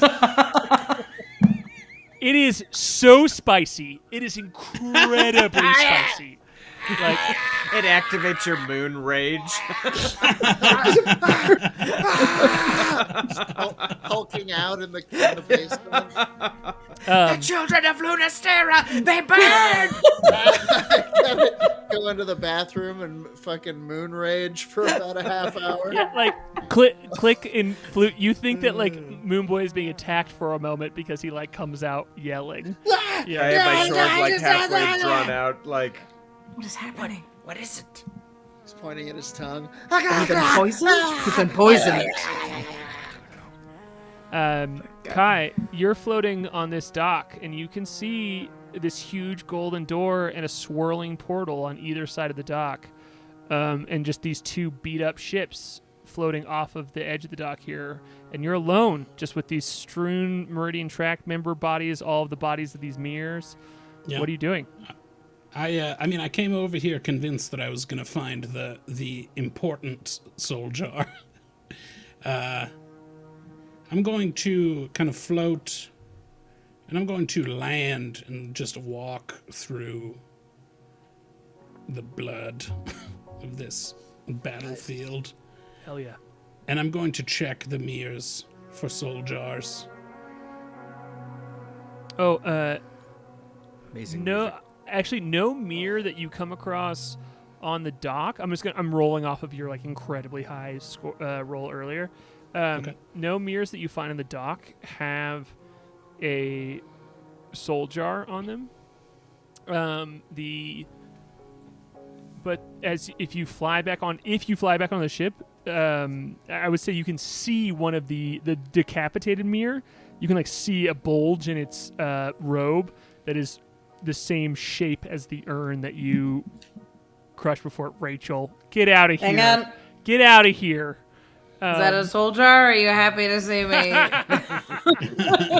Hot girl, you She pervert. loves it.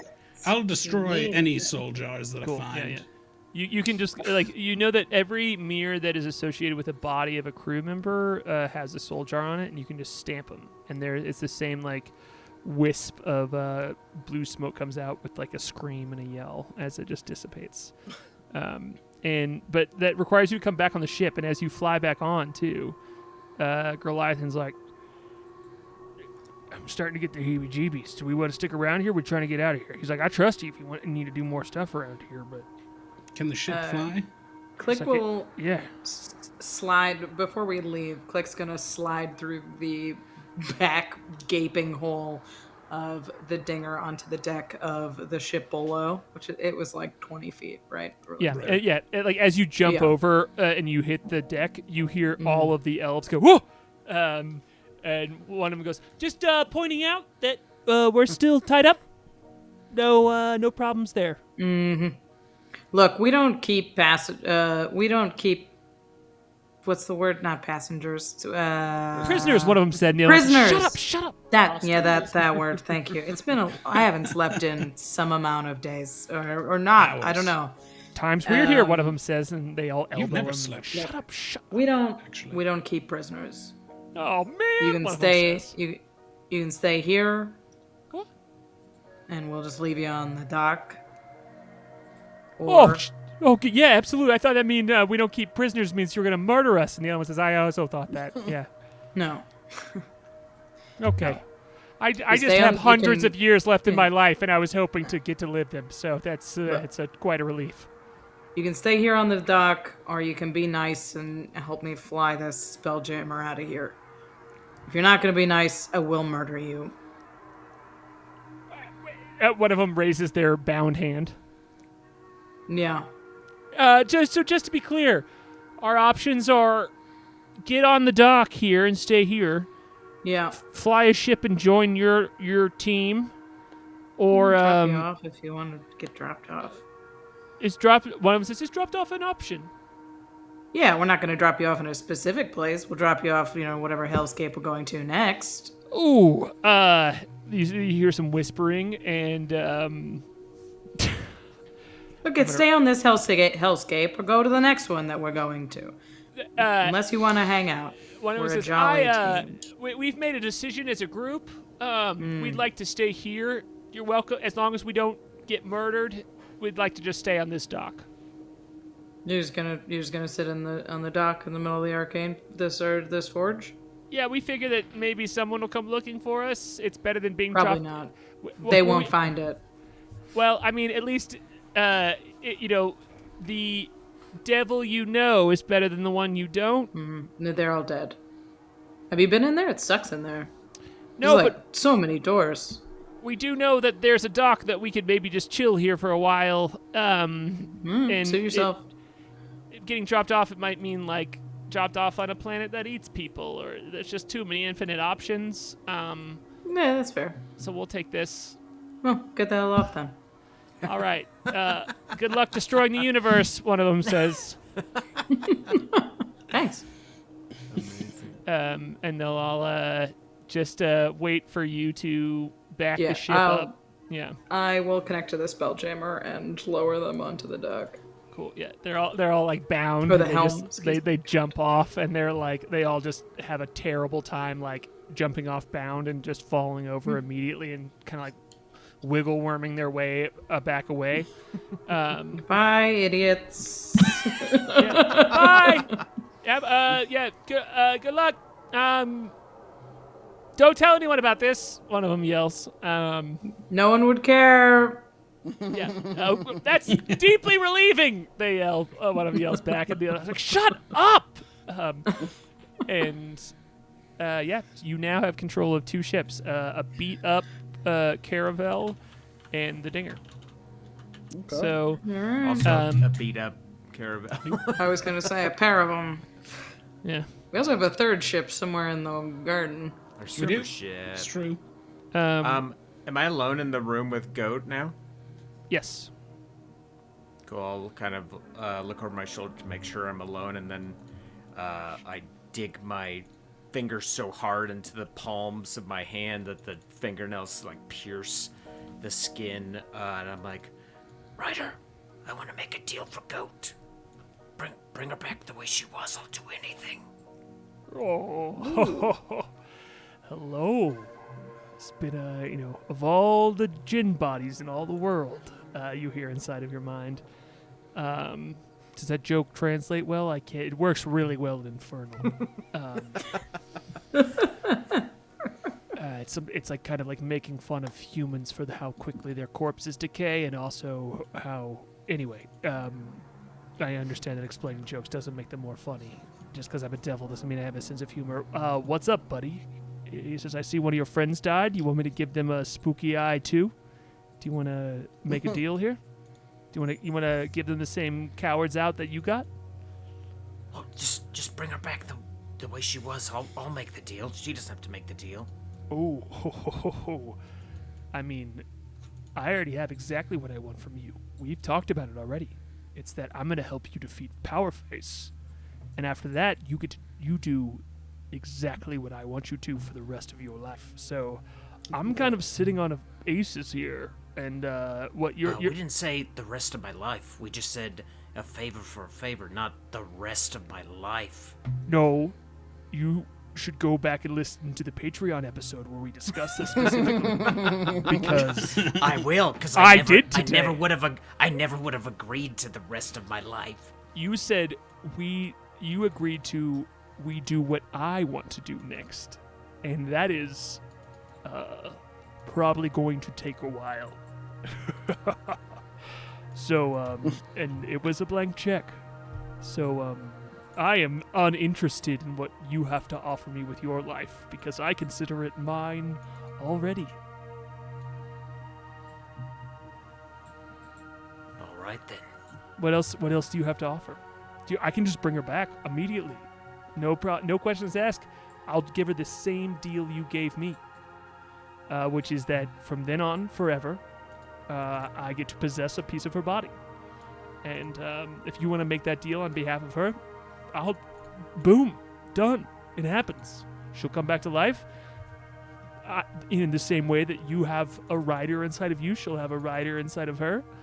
And because she's unconscious and has no ability to negotiate her life here, the only person responsible for it is you. So if you want to live with that on your heart and mind, you can, because I'm a devil and I do evil things. He says, like, he's goading you so hard. Like, he's like, he knows the jig is up. He's not trying to like sweet talk you. He's being like, you know who I am, and I will do the worst thing possible here if you want me to, but I'm not going. Like, he's kind of being like, you shouldn't do this. You know this is the wrong thing.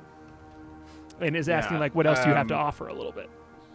I'm like, I'm not going to make that deal for goat. Good. Even I think you're better than that, and that's saying something. Well, we'll figure something out, but I guess in the meantime I'd better start looking for that boring tavern in the ass end of the universe to shut us both away. And buddy boy, we have already been through this. We made this deal already. You're coming back on a threat. Like, do you want to blow up our whole contract? Because we've already gotten to this negotiation point. And so, if you want to destroy everything we've built together, I can just kill you again. That's fine. But I'm not going to, because I believe in you, Flute, and I believe you have something more to offer me. So think about it. Hold it in your heart. What could you offer me besides your life? And if you're not willing to give away your friend's life, there's got to be something else that, is valuable. I don't know. It sounds like you already have it in mind. No, I don't. I just know that humans are very good at creating their own cruelty. So, Good lord. You've already promised me upsetting. a blank check for we're doing what you want right now, and then it will be my turn and we get to do what I want. But I'm sure that you can think of something worse to offer me. So, if you have any ideas, I'm open to them. But right now, I'm just biding my time until you want to fight Powerface. All right. Well, then I guess I'll be in touch. All right, toodaloo, he says. And you just feel a chill inside of your heart. Don't worry. It's not that yet.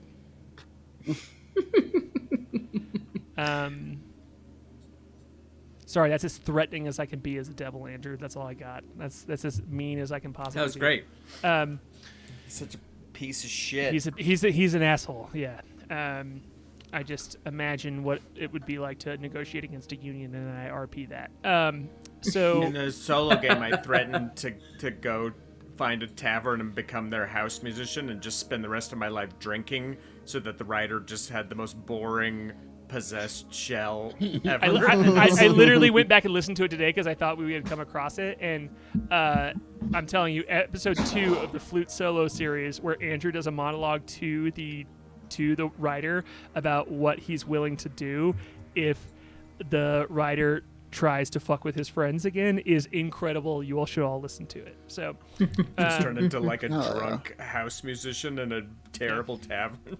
But it doesn't work because he did give way to that with that, and he has his deal in mind. So yeah, we you just kind of we did come to that deal. I guess I should have stipulated the time frame. That's on me. Negotiating with the devil, out of my depth. I literally listened to it today to make sure I got it right. So I think. So I just want to, before we move on here, like, there's just a moment where you're alone and you're trying to like be like, what, I did this once before. I kind of like transcended things once before, and we just find Flute kind of like alone, and you realize that once the rider leaves, you're just kind of like alone in a room with your friend's dead body, and that you can't really do anything to change it right now. And I was gonna say, I think when he kind of comes back to his body, K.A.I is standing in the doorway, just kind of looking at him. But he doesn't say anything.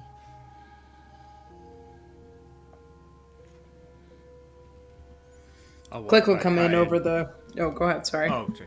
I was just gonna say, I kind of walk by K.A.I and just kind of mutter to him, like, I could make a deal to bring her back, but she'd be like me.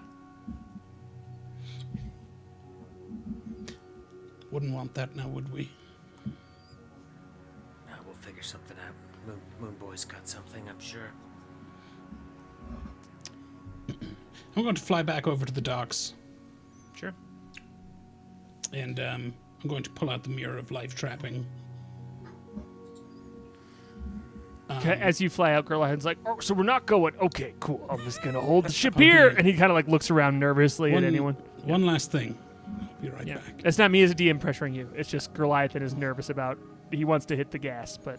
I understand. Yeah. Clang will fly after you. Yeah.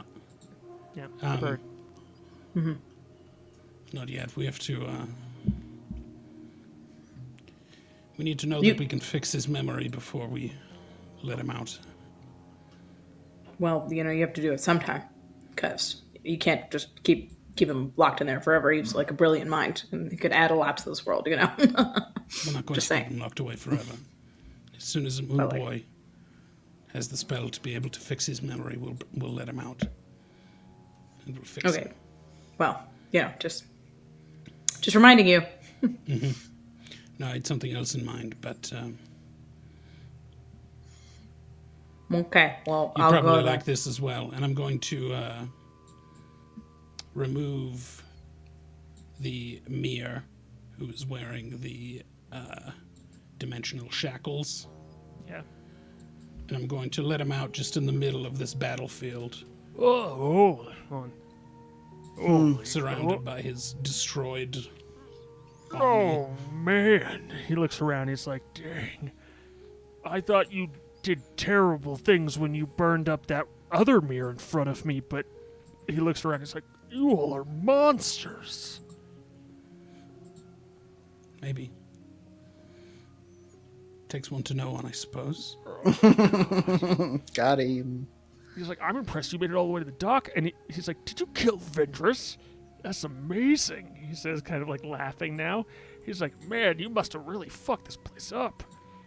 Oh, boy. He's like, it's going to take forever for me to grow more mirrors. Yeah, I'm going to sort of lean in while he's talking, and I'm going to grab the back of his head, and I'm going to slam it against the ground as many times as it takes for him to die. Whoa! Could you? Brutal.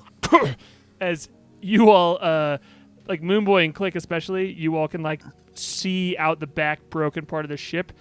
And you hear Goliathan over everybody but Flute over the hears over the walkie-talkie, like, and K.A.I, you're maybe a little too distracted. You hear just Goliathan go, y'all, and you look out the back of the ship and you just see huge K.A.I just smashing the skull of the smear, who's shackled up against the ground until it just goes limp and nothing happens anymore.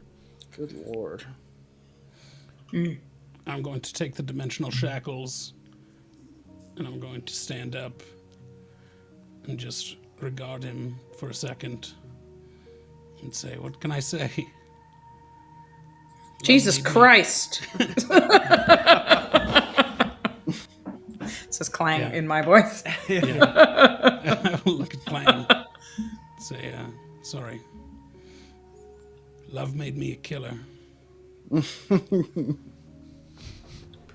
I'm going to turn my back and fly back towards the dinger. Sick.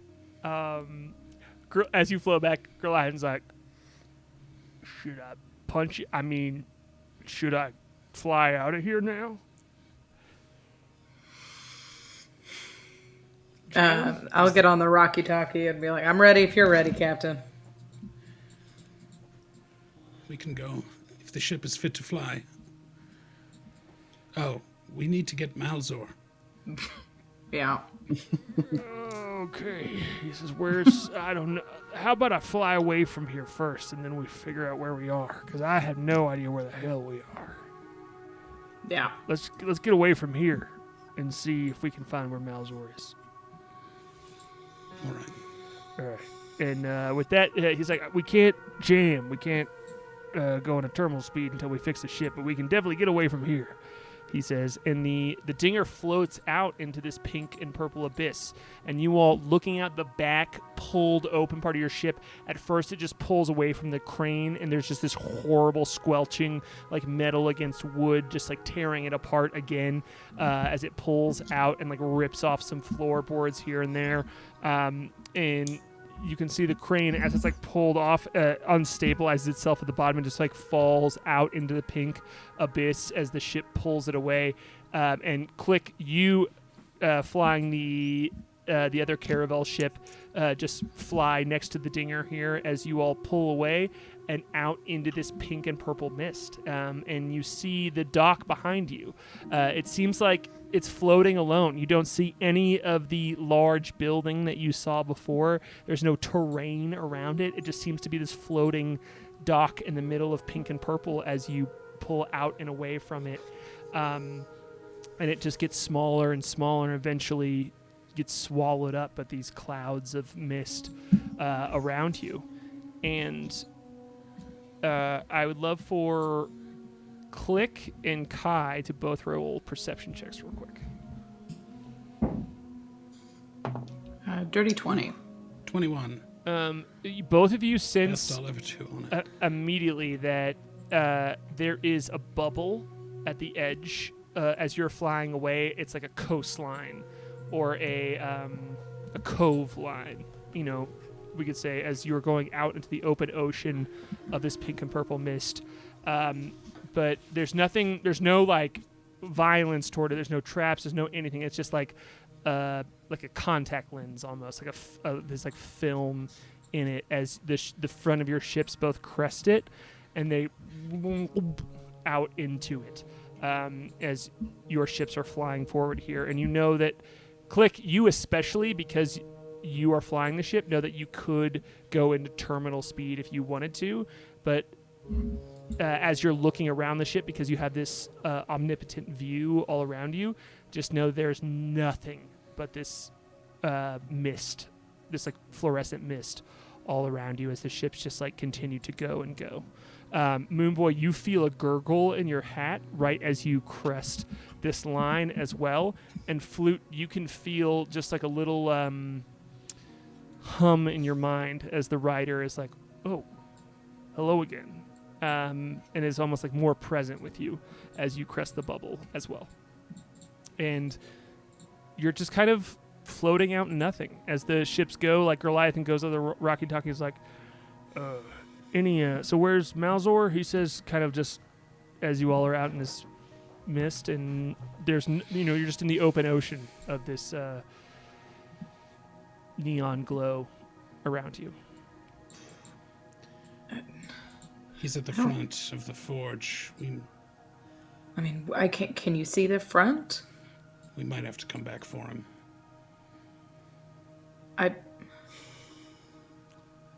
So it's just pink in every direction, right? You can roll a perception check, and anyone else can as well. Yeah. I would like to do so. Sure, just give me a little bit of I flavor think- of you on these ships alone. Moonboy is very interested in finding Malzor. Where are you on the ship, Moonboy? As you're doing Probably this perception flying alongside of it. And you see Cobble up at the crow's nest as well, and she like looks out at you, and she's proud to be back in her position here, like up as the navigator, and she yells out to you, Moonboy, and she's like, "You see anything out there?" And what'd you get on the perception check? And he goes, "Nope, I got a 9." What'd you get, Klik? An 18. So Klik's desperately trying to find a heading. She's alone on a ship, and is the only one who can jump to terminal speed. Klik with an 18. You feel on another plane of existence, because when you first walked up to the Azure Forge, it was this very constructed, created plane, and this is just a large abyss that feels like the open ocean. To you, it feels like wild space of just nothing around you at all. And I would say your gut goes to, we are somewhere that we've never seen before, because it's not just emptiness, and it's not the atmosphere of a planet, because you could sense from the helm that you could just jump and go, but that's it. Like, you're just kind of unfamiliar with where you are before, There's no going back. We got to the forge before. We can get Malzor again, but not from here. I mean, the ship, the dinger The can't docks were take a connected jump. to. Is there anything I can roll? I think I don't know this, but I have a hunch that we're in the astral sea. It's a guess. Is there anything I can roll to try to figure out where we are? History or Arcana, they'll give you different answers depending on what you roll. Let's go Arcana.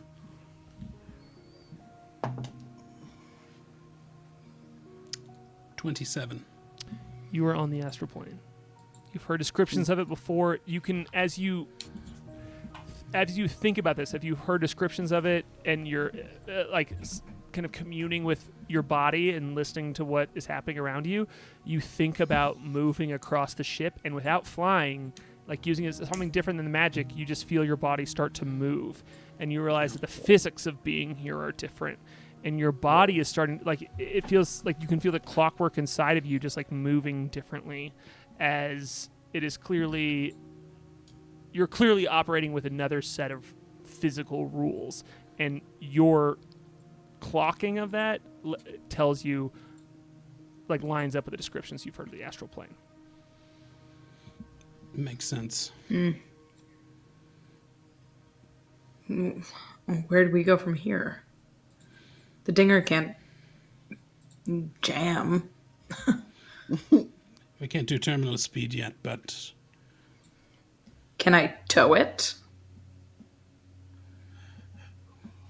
Not at terminal speed. You definitely can make move repairs. it around, because it just so much is happening around you. It needs to be in good Yeah. shape in order to be like jetting. We can't just drag a broken ship behind you like a pickup truck or dragging a sawed-off pickup truck. we can fix the seen dinger, it. and we need to Am I with rest. them? Yeah. Sure. Yeah. Olophanticulus, Okay. There can be Rocky Help Talkie us. action. We're back into ship mode here. Like, you all. Yeah, go ahead, Kai. I want to know where you all are, but you also, the communication can happen quickly as long as it's not to Flute, because he doesn't have a Rocky Talkie. we can put some distance between. I don't think anyone's coming after us. Not right now. I mean, surely people will be coming after us, but we have some time. I'll shoot him if they do, says Relic as he's clearly strapped onto the ballista at the front of the ship.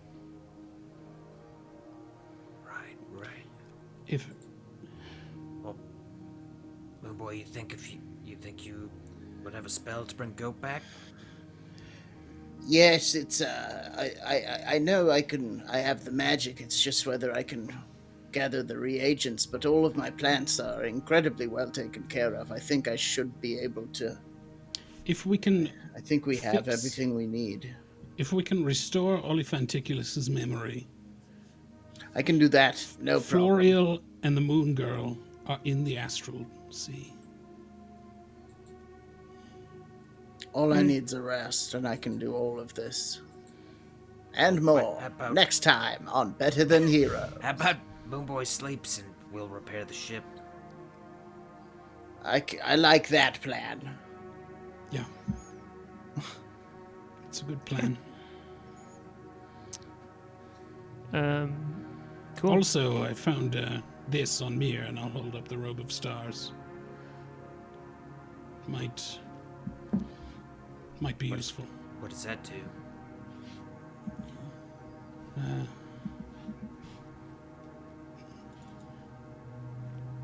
Keep talking at the Pete.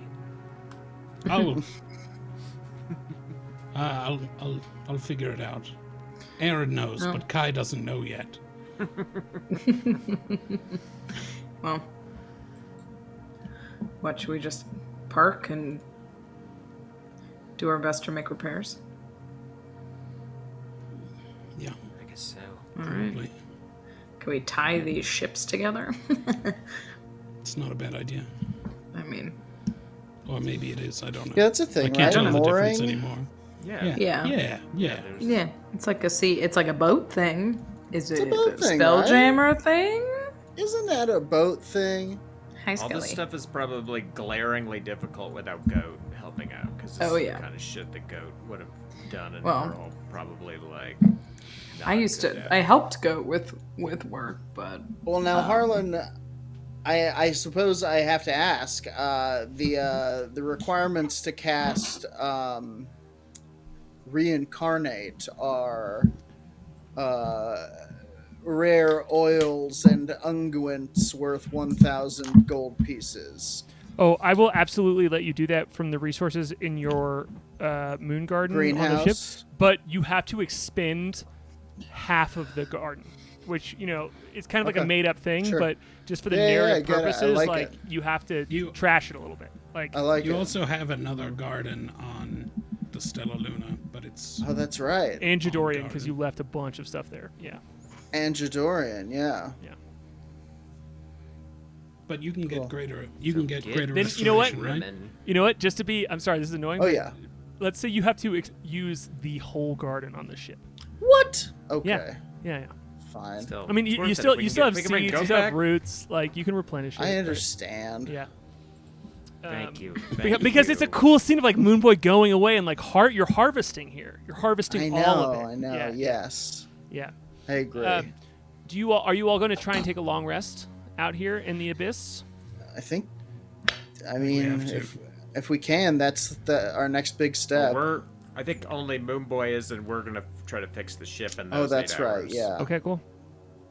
Then, as the ship is floating along, and Goliathan, like this word gets passed around, Relic unbuckles from the large crossbow at the front, and Cobble comes down from the crow's nest, and Goliathan even whoops out of Dingham Nidris, and they all kind of come up and look around at you, Moonboy, and they kind of all gather on the deck of the ship for a moment as you all are, preparing to work on the ship. And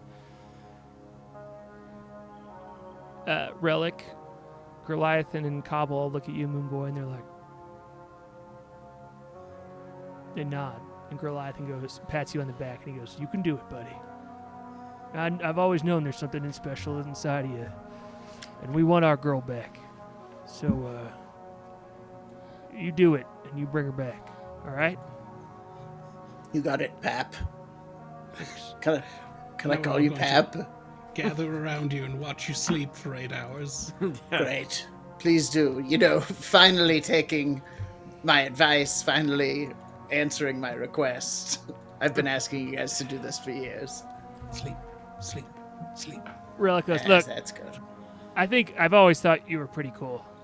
Roll a perception check. You did well. He's lying. And he goes, Oh, good. Relic thinks I'm cool. but I have the courage to say it now. I think you got this, and I believe in you. And now I roll an actual perception check to see if he does. Wouldn't it be insight? Mm-hmm. Yes, I meant it. Yeah, you're right. You're right. That's 27. He actually does. He like, this is him being humble and him being like, you kind of get it without him saying it that he knows who he is, and he knows how incredible you are. And Cobble walks up to you, Moonboy, and goes, I hate death, and the only thing I fear more than my own death is my friend's death. So do it, buddy. And they are all going to go sleep because they are also very fucked up. Yeah. So as your two ships kind of just like float here in the astral sea, K.A.I and Flute, Klik, I'd love to have you each roll a skill check of your choosing to do a skill challenge here to fix the dinger. Can I do deception and lie my way into some pretty great repairs? Pretend to do it. Yeah. No, that's You've had what Flute enough would of normally those. do. That's what Flute would normally do, but I think Flute is really earnestly. He's trying really to- learned something.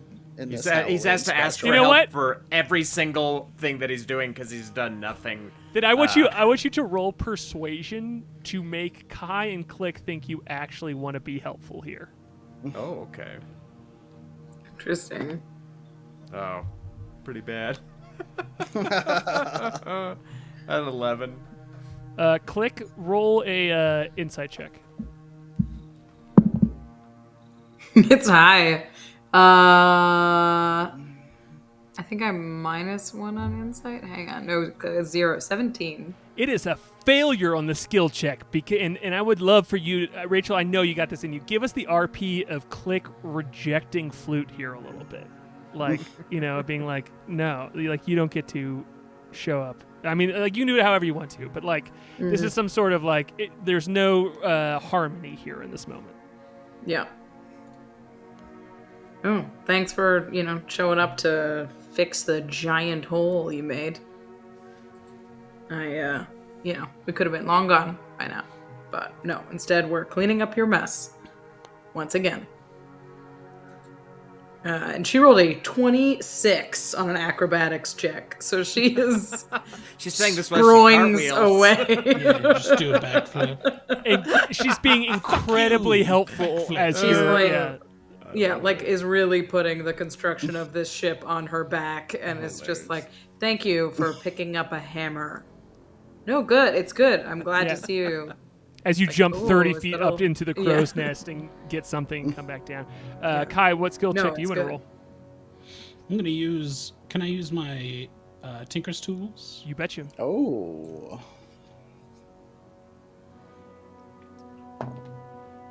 It's a natural 20. Whoa. Or 30. All right. So then I want the three of you. I mean, like, we got a little bit from Klik as she's like jumping around the scene here, and then I do want to hear what's going on with Flute in this moment. But K.A.I, give us some flavor of you. You're clearly not single-handedly fixing the ship because Klik is helping you, but you all are fast friends, that are incredibly powerful people, and you're in your zone of fixing things here, and Klik is in her zone of, like, being athletic and helping you, and you all are just like Just big curls. like, yeah, you all are sewing this shit back together like the workroom on Drag Race when someone knows how to sew. You're just like Totally. pulling a dress out of nothing. So give us the scene a little bit. She's like, I've got like hammers going independently, Fantasia style, and she's handing me tools through the giant hole in my chest. And just making it happen, knitting this ship back together like it never even happened. Flute's over there with a single hammer and box of nails. Yeah, I'm like, ow! Flute, go to bed. It's fine. Yeah, what are you doing in all this, Flute? Yeah, I think exactly what Klik said. I'm like, It's like that when someone at your job who's like fucked off and not done the work for an extremely long time is suddenly like trying to participate, and it's more like annoying than helpful because you're like, you asshole, like you should have already known how to do all this shit, and that it's like they're almost more in the way than being helpful, but earnestly trying to help and not in like a performative way. So you're an intern. You're interning on this yes, ship right it's now. A lot of questions and a lot of not great results for sure. And you all both notice this as Flute's trying, but is in the way. Flute, I know you want to help. I know you do. But get some sleep.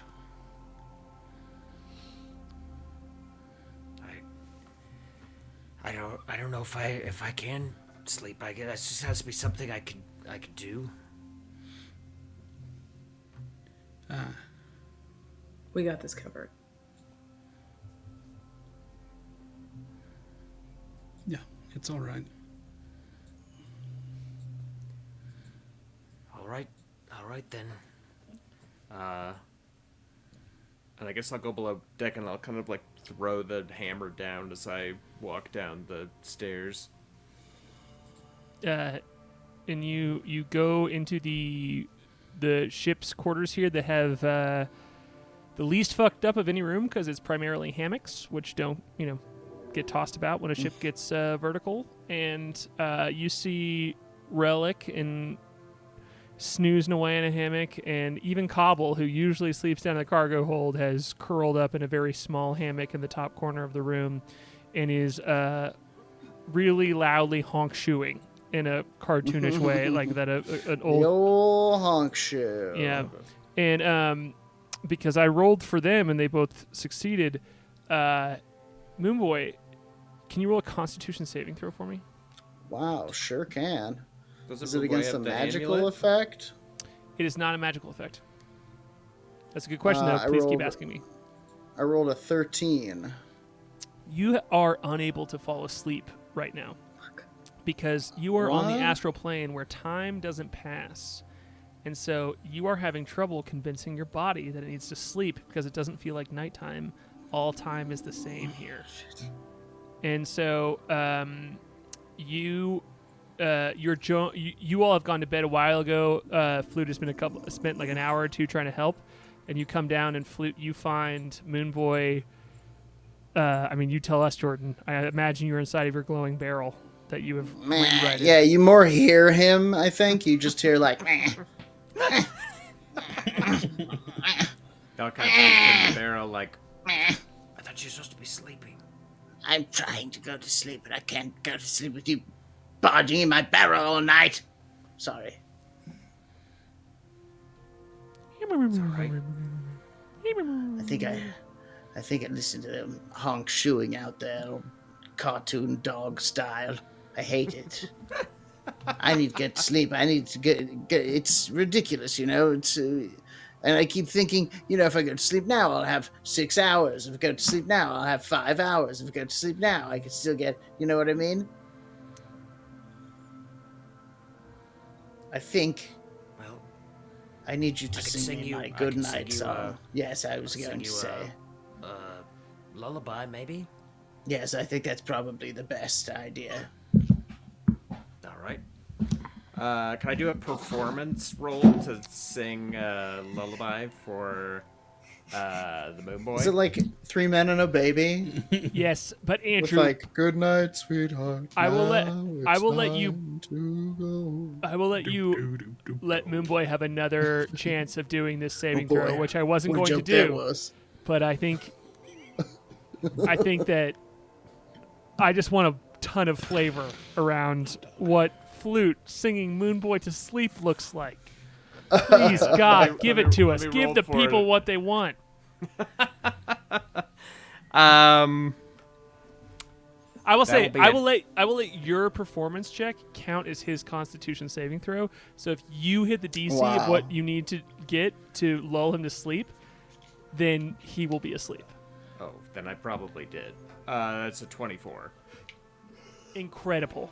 So yes, you are able to lull him to sleep here. Amazing. So I'm kind of thinking, like in Bardic College, like I feel like lullabies is like the freshman curriculum. It's like the Yeah. littlest, like baby songs. And so I'm kind of like, it takes me a little bit to kind of remember them, and I'm kind of like piecing them together as like Moonboy's grumbling. And then one kind of strikes me. It's a song about a little boy who sits on the edge of a crescent moon and is like fishing in this kind of like vast sea, and is pulling up stars out of the sea. And I'll sing that one to him. Does this mean we get like a sort of musical montage, like it's the last episode of a season of The Wire? Yeah. Oh my gosh! We You hear know, Flare kind of in the filters background, up. and like It we're filters cutting up back to the and ship while you're working up on the deck. right. We cut to K.A.I. and Klik working up on the ship, and then we cut to the battlefield back on the Azure Forge and all the bodies everywhere, and then to Goat for a moment. yeah. Sleeping relic. Did we sew up her hammock sailor style? Probably should. It's kind of creepy to have her Horrifying. there, just fully dead. Yeah. Yeah. Maybe a sheet like placed over the hammock. Sleep tight, Captain. She's dead. Right there. Your friend. Flute. Deeply disturbing. Oh my. I'm sorry. I mean, there's a lot of hope placed on. There's a lot of sadness that is being dammed up with the hope and belief in Moonboy. And so, Flute, I want you to roll a Constitution saving throw too. All right. Yeah, And because you rolled so fucking high, I'll give you advantage on it. Oh, tight. Yeah, once I can hear the Moonboy kind of comfortably. Shoo, K.A.I and Klik, because of Aaron pulling out that movie scene that I deeply believe in and is good. Let's have you both roll Constitution saving throws as you finish your work, and you all still need to rest at some point. You can do so with advantage because of Flute's charming voice throughout the evening. The 21 on mine. Cool. 22. You lull yourself to sleep. Klik, you have this song stuck in your head, and Clang the bird is like mimicking it a little bit as you like come to your meditative state, and is like sitting next to you and kind of just opening up as you all have successfully patched up the back of the ship. It doesn't look pretty, but it gets the job done. K.A.I, what'd you get?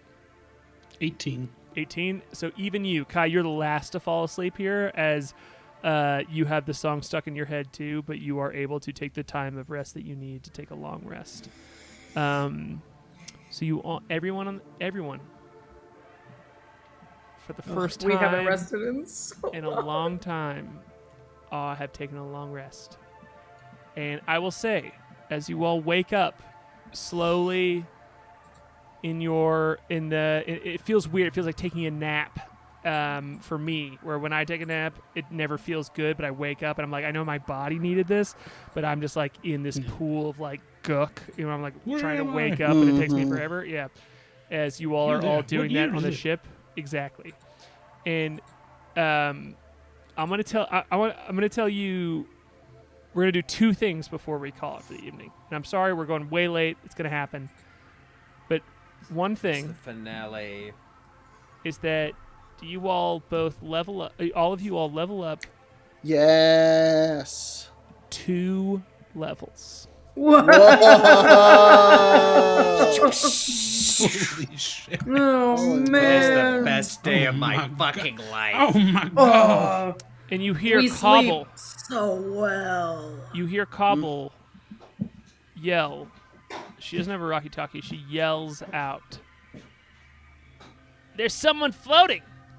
There's someone floating there!" No. Oh, take a look. Yeah, where is it? As Kai, you need sleep the least, and you have the least like grogginess to your body. As you fly up to the front of the ship here, and you see a curled form. It's like knees are tucked up to its chest. Its arms are held around itself. Its huge head is ducked down, and you see a long silver cord from its chest, maybe its abdomen somewhere. You can't tell because it's kind of far away. It just seems to go off like a wire into the distance and just disappear. And you just see this like hunched up form floating alone in this pink and purple sea all around you. What would you like to do, Kai?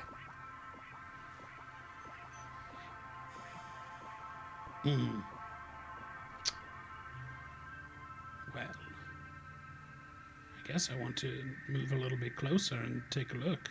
Roll a perception check. Roll a perception check. Roll for something check. 18. I'm going to use a flash of genius. Welcome to having a full rest where you have them again. Yeah, welcome back. Welcome back to Flash of Genius, starring K.A.I, coming this fall to CBS. Hell yeah. It is 24. You see a large grayish blue form, and its head is so oversized, and you see the red and yellow robe that you recognize as Aldous the Ortling, floating in the middle of nothing here, with this large silver cord seeming to come out from its stomach. And he's hunched up in a fetal position, just like hovering there. And the ships aren't moving. They're just like kind of in nothing, and you have just noticed this form out of nowhere. He's just sort of off, floating in the astral sea. Mm-hmm. What would you like to do, Kai? I'm going to cast Detect Magic. Sure. You can fly over and be within range. Detect Magic gives you... It's not an illusion or something. Detect Magic gives you the School of Magic, right? Yes. This is... Man, I believe it's Divination Magic, but I just want to be 100% sure. It is not Illusion Magic. It is the spell... I'll just tell you, it's the spell Astral Projection that is being cast. So... this is not an illusion. This is an astral projection. You would say, with Detect Magic especially, you get that silvery cord is him connecting to his own consciousness. Interesting. I'm going to say his name. I call out to him, Aldous. And you see the head jerk up, and he goes, "No way." He says, "I am amazed." As you see him like unfurl, he says, "I have been here. I go here day after day." And it's like he's grasping around, and he can't quite see you almost. And you need to float over very close to him, if you're cool with that. Yeah.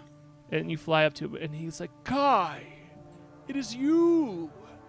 He says, I have been going to the depths of Jadorian, down into the catacombs, to the graves. I've heard their voices day after day to be here. And he looks at you to find you, to tell you. I could hear it in my mind. I could hear that I needed to be here to tell you. Tell me what?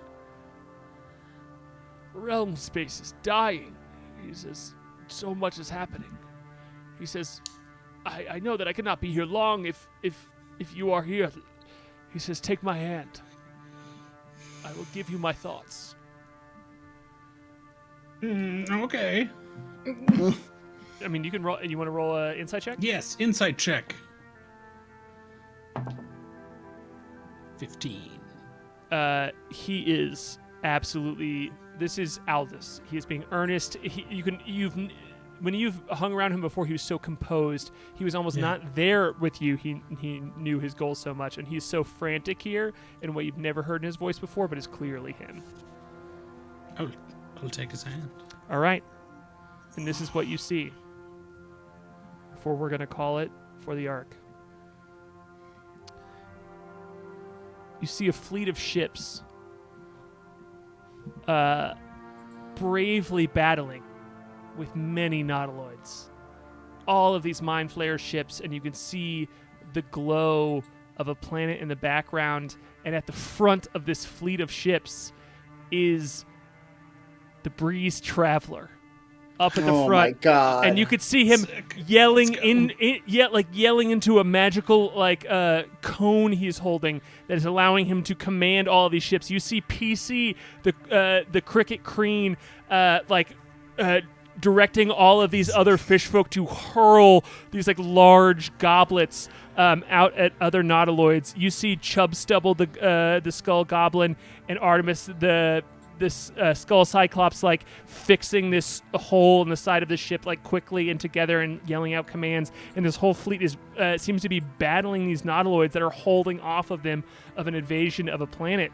And then it jerks away, and you see what looks like an open field that all have Githkas in it, like a pile of Githkas just laid down in it. But then as you see all of these ants moving in around it, you realize those aren't ants, but those are other Kreen, and all of these crescent-shaped ships are building themselves, and the vision goes out, and you can see that there is a fleet inside of Jadorian, and that they are arming themselves, and you hear one Kreen yell to the other, still no movement today, but we are able to defend ourselves again, as one of the ship lands and someone walks off, and you see out from inside of the workshop that you've been in, that where these ships started to form, a very small Moonboy-sized figure step out from that workshop, and you hear, "Good,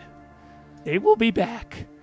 And you see Moon Girl step out from this hangar, except one of her arms seems to be missing, and you see a hand just floating around her head in the same way that a moon was around her head before, but except it is a hand, and it quickly looks to you recognize it as her own hand, just orbiting her own head, and she says, "They will be back, and we will be ready."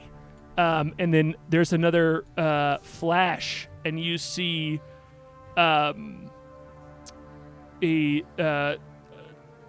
planet of Garden. This root system that you've seen, that is a whole full planet of all of this archipelago of planets, except it has a huge hole blown inside of the core. It looks like a tunnel that has been drilled there, and this vision just zooms down inside of it, and as it goes in, you recognize bits and pieces, and as it gets closer and closer, you can see that it is a hole blown into the palace of the Skull Goblin King, where before it was occupied by all of these nautiloids and by Mind Flayers there, and none of that is there. There are all of these round, they look like puffball ships, just these orb-like ships placed all over. And you see something that you recognize inside of all of them, which is a ship the size of a house, many houses stacked on top of each other. That is the Ark, that seems to have planted itself in the courtyard of the Hall of the Skull Goblin King. And you know that the cavalry of Hakatha, the Beholder fleet, has clearly landed at the Palace of the Skull Goblin King. You see... Did we ask them to do that? You did. You see what is... You know you know the description of an image of a beholder. You've seen it before, and you can just see this silhouette floating off of the Ark into the Palace of the Skull Goblin King with all these eye stalks on this large orb, and you just hear in the distance. And then there's another flash, and you see some of the ships that you recognized before. You immediately recognize them as the fleet that the Breeze Traveler was commanding earlier, but it's just a couple of them, and they're isolated, and they seem to be panicked. The fish folk aboard are panicked as one of them's yelling, "We got separated, we're gonna..." And a bunch more of, you see these squid-shaped ships show up and just annihilate them, a fleet shows up to destroy these couple of ships floating there, and the image zooms in, and you see standing at the front of one of them is a fish folk you recognize, and he's yelling into a similar magic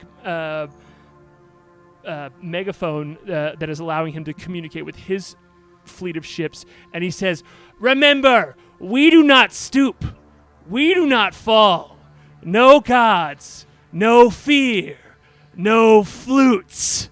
And you recognize your boy right up the front there, Flute. I guess you don't see this, but you recognize him. Who, Hoot? Hoot, yeah, like standing up at the front there. Oh my god, And, Hoot. Who it is? Your bastard son. And then it cuts one more time, and you're back at the Palace of the Skull Goblin King, and you're following that silhouette in there as it enters into the throne room, the place that you've been before, standing in front of the heart of the God's Heart, the wall of doors, where you know the throne of the Skull Goblin King is. And you hear a voice that you recognize, which is Powerface's voice, say, Uh-oh. "You've done good." And as it looks past him, you see a very ornate barrel that is encrusted in gems, gold, diamonds, that is sitting next to the throne. And from it is a silvery tube that grows up into the throne itself. And the silvery tube seems to spread out into this technicolor as a long, almost serpent-like arching form is sitting on the throne of the Skull Goblin King.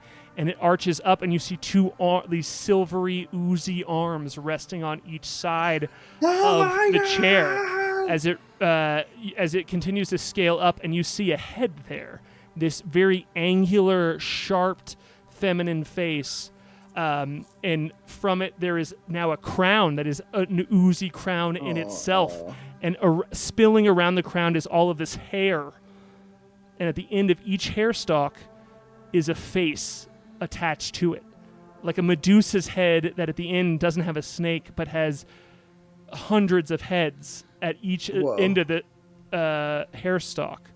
And you see this. It's going to be hard to draw. You see this.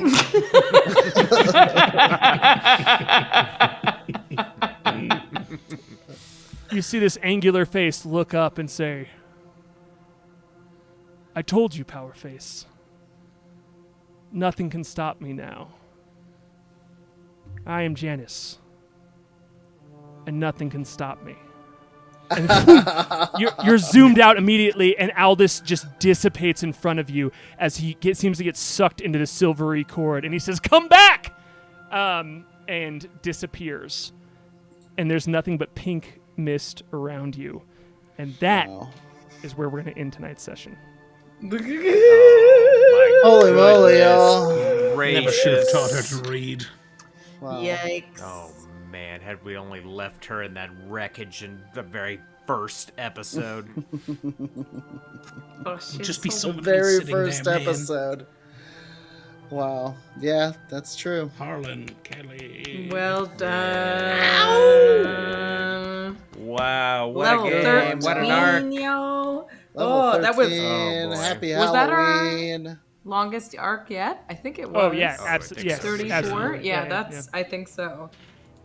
31 is the... Yes, we're 3 episodes past it. Yes. So yeah, wow. Oh gosh. Well, thank you so much. I did want to say big thank you to the raiders who came in a few minutes ago in the middle of us boy. wrapping up Arc 4. Thank you, Quest holy and moly. Chaos, for dropping in. Oh, Quest and Chaos! And That crew's the hello. best. That crew's the best. Thanks for hanging out. very cool. much appreciated. We just finished this arc, so if you are new to the stream, we're going to start a new arc, which means there's going to be a We're gonna fresh be doing new narrative. stuff. We're going to be at a great place to start watching every week. We're every Monday at 7 p.m. Pacific. But that will all be happening after the new year. In the meantime, we're January. going to be doing We're taking a few weeks off, and we're doing a mini campaign All kinds of fun things. until the new year, and starting a fresh new IP on Thursdays. Horse Knights of Wildemere. Horse On Knights. Thursdays. Thursdays at 7 Wildemere. 7 p.m. Pacific time. 7 p.m. Yes. Thank you. thanks for sticking around for a long one, guys. We appreciate it so much and hope you enjoyed Heck Arc yeah. 4. One more time for Harlan, and we should raid this on, huh? Let's rate it Amazing. forward. We love you all. Cool. I'm Good gonna enough play the with credits you here all. and just go say hello in whatever channel we rated. Roll So just 'em. say hi. Yeah. Thanks, guys. Thanks. We'll see you soon. Bye. Bye. Stargazer, Moonboy, Klik, the Crusher, K.A.I, Humbly Chef, and the Windrider, Flute, Whimteaser. They're better than heroes. They'll never be zeros.